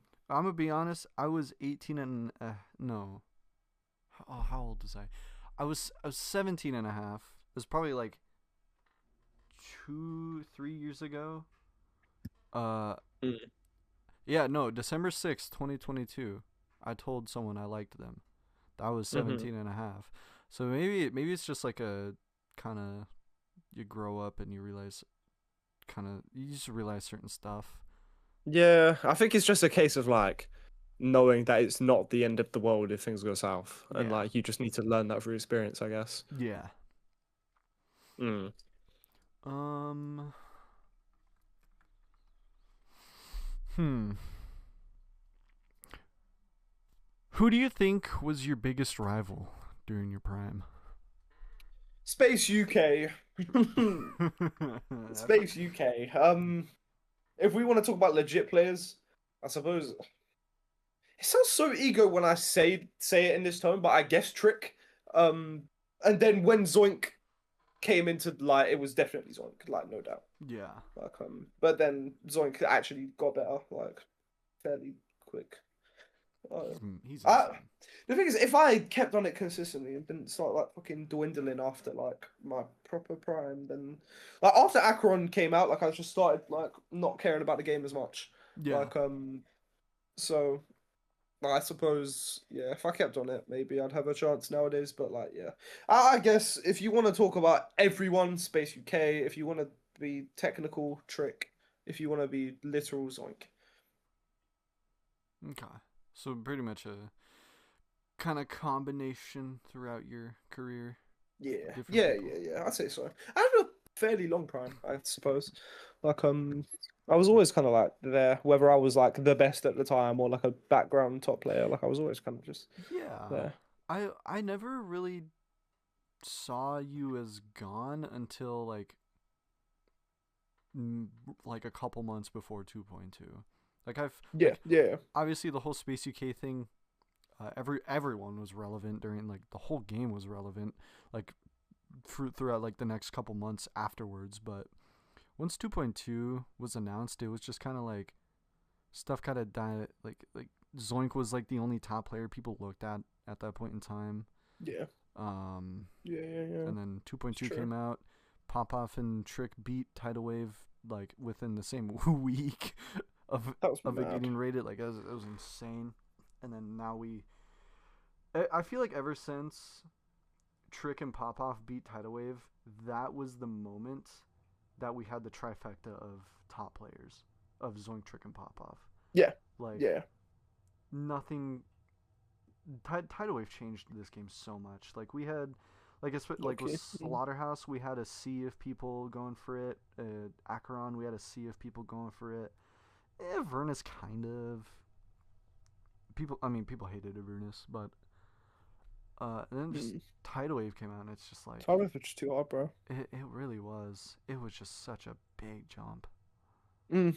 Yeah, that's true. That is actually true. I don't know. It I still view you as like the person of 2022. I don't know if it's just like I don't Yeah, know if other people do that, but every year I view a specific player being like the prime of that year. I hear that. Uh, Yeah. 2019 Tech, 2018 Nobleboy, 2020 Dolphy, 2021 Space UK. But if we want to go, uh, legitly, probably Doggy. 2022 you, 2023 probably Zoink. 2020, Yeah, I think from there it's just zoinking it. 2024 Zoink. 2025. 2025. 2025 is debatable actually I might between Zonk and Popoff. I might say. I don't know if I'll say Pop Off or I don't know. I feel like 20. Actually, it's December, so I was gonna say maybe Servax if he decides to take like drugs or something and fucking go ham. Because I have a feeling Servax could be someone to go past all three of the all three Zoink Trick and Pop Off. Servax is so cracked, bro. He is. Like Servax is insane, bro. He is like bloodshot cracked at this game. It's insane. Serious, actually serious, bro. He's mad. Like respect. Like, heavy, actually heavy. And I feel like Servax could be player of the year in one of the next 2-3 years. Definitely, he just needs to like kind of like muster up to actually beat shit. You know what I mean? Yeah. Like, not saying that he can't or that he's like not trying. It's just like to become like a top player, you actually just have to devote yourself. Like, yeah. That's true. It's long as fuck, bro. That's why I couldn't do it to like the Zoink or Pop-Off standard. Like not even I don't have as much skill as them, so that's like the main factor. But even if I did, I could not keep it to their tier because I just couldn't bring myself to do as much as they do. Yeah. Honestly, I really don't think anybody. I genuinely think the new top 3 best players is like obviously Trick is good at this game, but his like it's so surprising seeing him spend so long on Thinky Space 2, like compared to like how good he is at this game. Like I figured he'd have gotten like a 2-3 week time frame to do it. I think he's done his like 30th stream on it now. Like it's kind of interesting. Like he's still really good. I know what you mean. I think the 30 streams as a number on TS2 makes it seem like he's played TS2 much more than he actually has, because he doesn't only play TS2 in these streams. Yeah, that's true. That like he actually spends a section of the stream doing TS2, and that doesn't amount to much when you're considering like a top 1. And also like he actually doesn't play it much off stream. Like he's usually just doing other shit with his life. Like like he's got a life, bro. Yeah, honestly, I think we're gonna see pretty soon, like Zoink Trick or not Trick, Zoink Pop Off and Servax as the top. I feel like whoever beats Booba Wamba is gonna start being nominated for GD awards every year. Like, I'm gonna be so real. I think everyone sees Booba Wamba as some sort of secret top 1 at some point in time. I think so too, but like realistically, it's not. Realistically, it's not. You're right. It's so hard to get a grasp on the. It's just so. It is, yeah. I think I would find it fucking like top 3 at least, but I think others would just not even find it like top 10. So yeah, like WizKid, he was like Anathema's harder based on all of his progress, and it's like yeah, like I can guarantee someone who's the best in the game, Zoink, would probably view Booba Wamba at its current spot. Real Bamba. It's such a stupid level name. Bomba. That's mad. Bamba Booey. Yeah, I don't know what you're thinking, bro. But Kun's an idiot sometimes. Yeah, people don't like a Kun. Oh, no, he's alright. I don't fuck with his levels, admittedly, but I do have friends who think he's a dickhead on Twitter, but I can't view any of that anymore because Vix deleted our Secret Way account. So. Oh shit. Yes. I would never judge someone off of their fucking Twitter of all things, bro. Like Twitter is just not the one. Me neither. Like, Yeah, no, I don't judge a Kunio-kun on a personal level. Like, I mean, I don't really fuck with the levels, but that's about it. Yeah. Mm. Um, and to continue, actually, I will preface. We have 2 questions left, so almost Okay. perfect if we don't tangent for too long for you to be able to get to your TCD recording. Um, are there any placements on the demon list that you think are way off their current position, or even just slightly Yeah. off? Yeah. Let me have a look. Are we okay? Right. Are we basing this off of some of my like stupid opinions in GD, or are we basing this off of like realistically where I think something should be? Are we talking about Um, just like my pure opinion? your pure opinion. Okay. I think Amethyst should be top one. I think every end I've just got a hunch that it should be lower. I think Silent Club Step should be at least below Acheron. I think uh I think SKC should be above Cosmos. I Mm. think let's keep looking. I think Defeated Circle should be lower from what I've played, somewhere lower. I think hmm I think from like my personal view of Seven Club Step, I think it should be higher, like closer to Firework. I think the hallucination should be lower. I think solar flare should be much lower. I think EOD should be lower, even though I haven't like a lot of these levels I just haven't finished. I find them boring, Yeah. to be completely honest. I think limbo should be higher. Um, I think codependent should be number one. Not really, but yeah, I can do it anyway. I think Arcturus should be higher, definitely. Although I did beat that in like 2.1 when it was top three or some shit, so I Mm. don't really think that's fair. Uh, what else? I think Tartarus should be above Sonic Wave Infinity. Sonic Wave Infinity should be way down. I think it's mad that it's above the Golden. Natural Disaster should be somewhere in the extended list. Unknown should be higher, but I was also the first victor in 2.1, where it was a billion times harder, so there's one. Mm. Um, what else? Damn, I'm sending some hot takes out here. Damn. Aerial Gleam should be... Yeah, Aerial Gleam's fine. True Effort should be higher. It's harder than the Golden, I think. Um, Kinos, yeah, fine. Fine. Relevant should be higher. Relevant should be like around Kinos to me. Damn. Um, yeah, I found Relevant really hard for some reason. Zodiac should be like, oh my god. Zodiac needs to get nukes, bro. Let me like scroll to the bottom of the list and see where I'd place Zodiac. Oh god. Um, I'd place Zodiac around like 130. Ooh. Actually not below Crimson Planet. I think that's a bit much. I'd say like above Shimmer, probably. Like 124. I'd put Zodiac. My heart's Um, broken. oh, sorry, bro. That's okay. Uh, I feel like Zodiac should be close to getting into Legacy by now. It just I hasn't wouldn't go moved. that far, but It just hasn't moved a whole lot throughout its history. Like people are yeah, true. they're finally rearranging the demon list now, and apparently Kinos is like significantly harder than Zodiac. I find Keenness way harder, yeah. Crackhead Circle should go higher. I thought that was quite hard. Crazy level. Curious is fine. Cold Sweat's fine. Promethean's fine. Yeah, this all looks like more or less fine. Let me keep looking. Shimmer's fine. Crimson Planet's fine, I guess.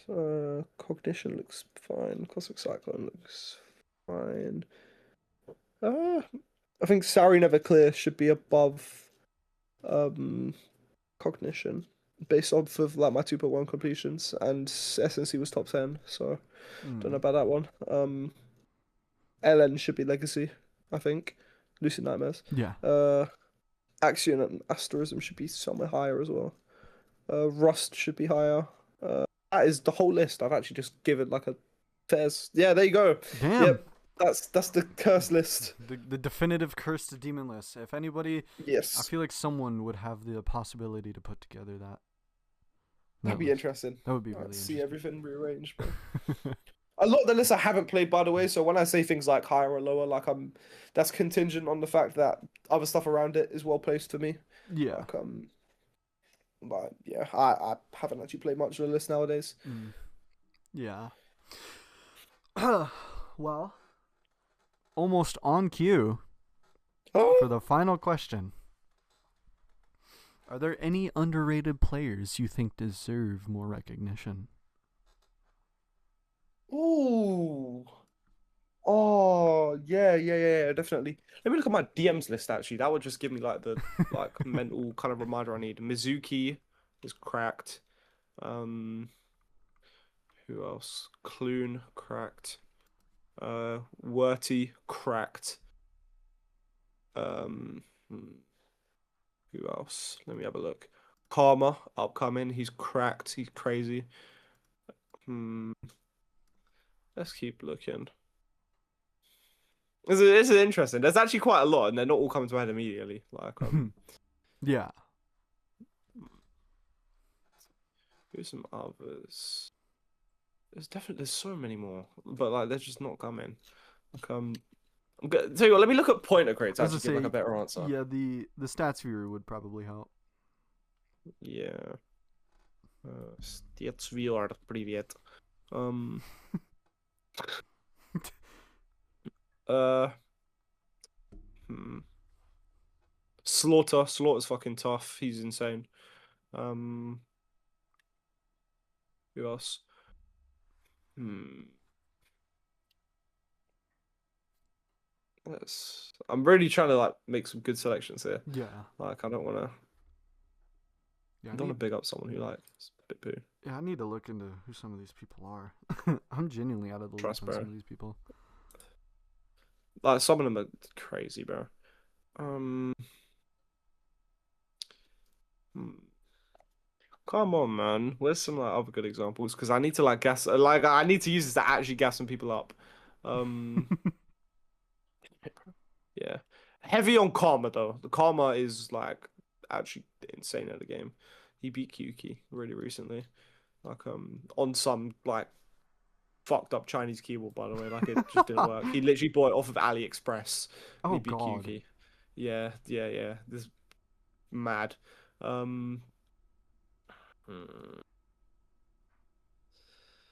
Damn, nothing else is coming to my head. I can't lie. This is rough. This is rough. Um, okay, last resort. Let me look in two private servers and see if that gives me the mental kick I need. Um, does A6 count as underrated? I feel like a lot of people don't talk about him. Honestly, I. Hmm. He's a tidal wave victor, right? Yeah, Nethermind as well. But I feel like Never people mind. kind of talk about him. People talk about I think Nevermind. like when I say underrated, I'm saying these are people who should be in the best player conversation but aren't. Yeah, Uh, one thing I will say about A6, um, generally speaking, I don't know if he's underrated, but if we think about like, because obviously tidal wave is like a complete like gap in difficulty compared to everything before it. I think mm, the tidal wave victors, he is the most like underrated. yeah, for sure, 100%. definitely. I think I'm happy with that list. Like, I think yeah. That's immediate to my head anyway. Yeah. Okay. Cool. Yeah.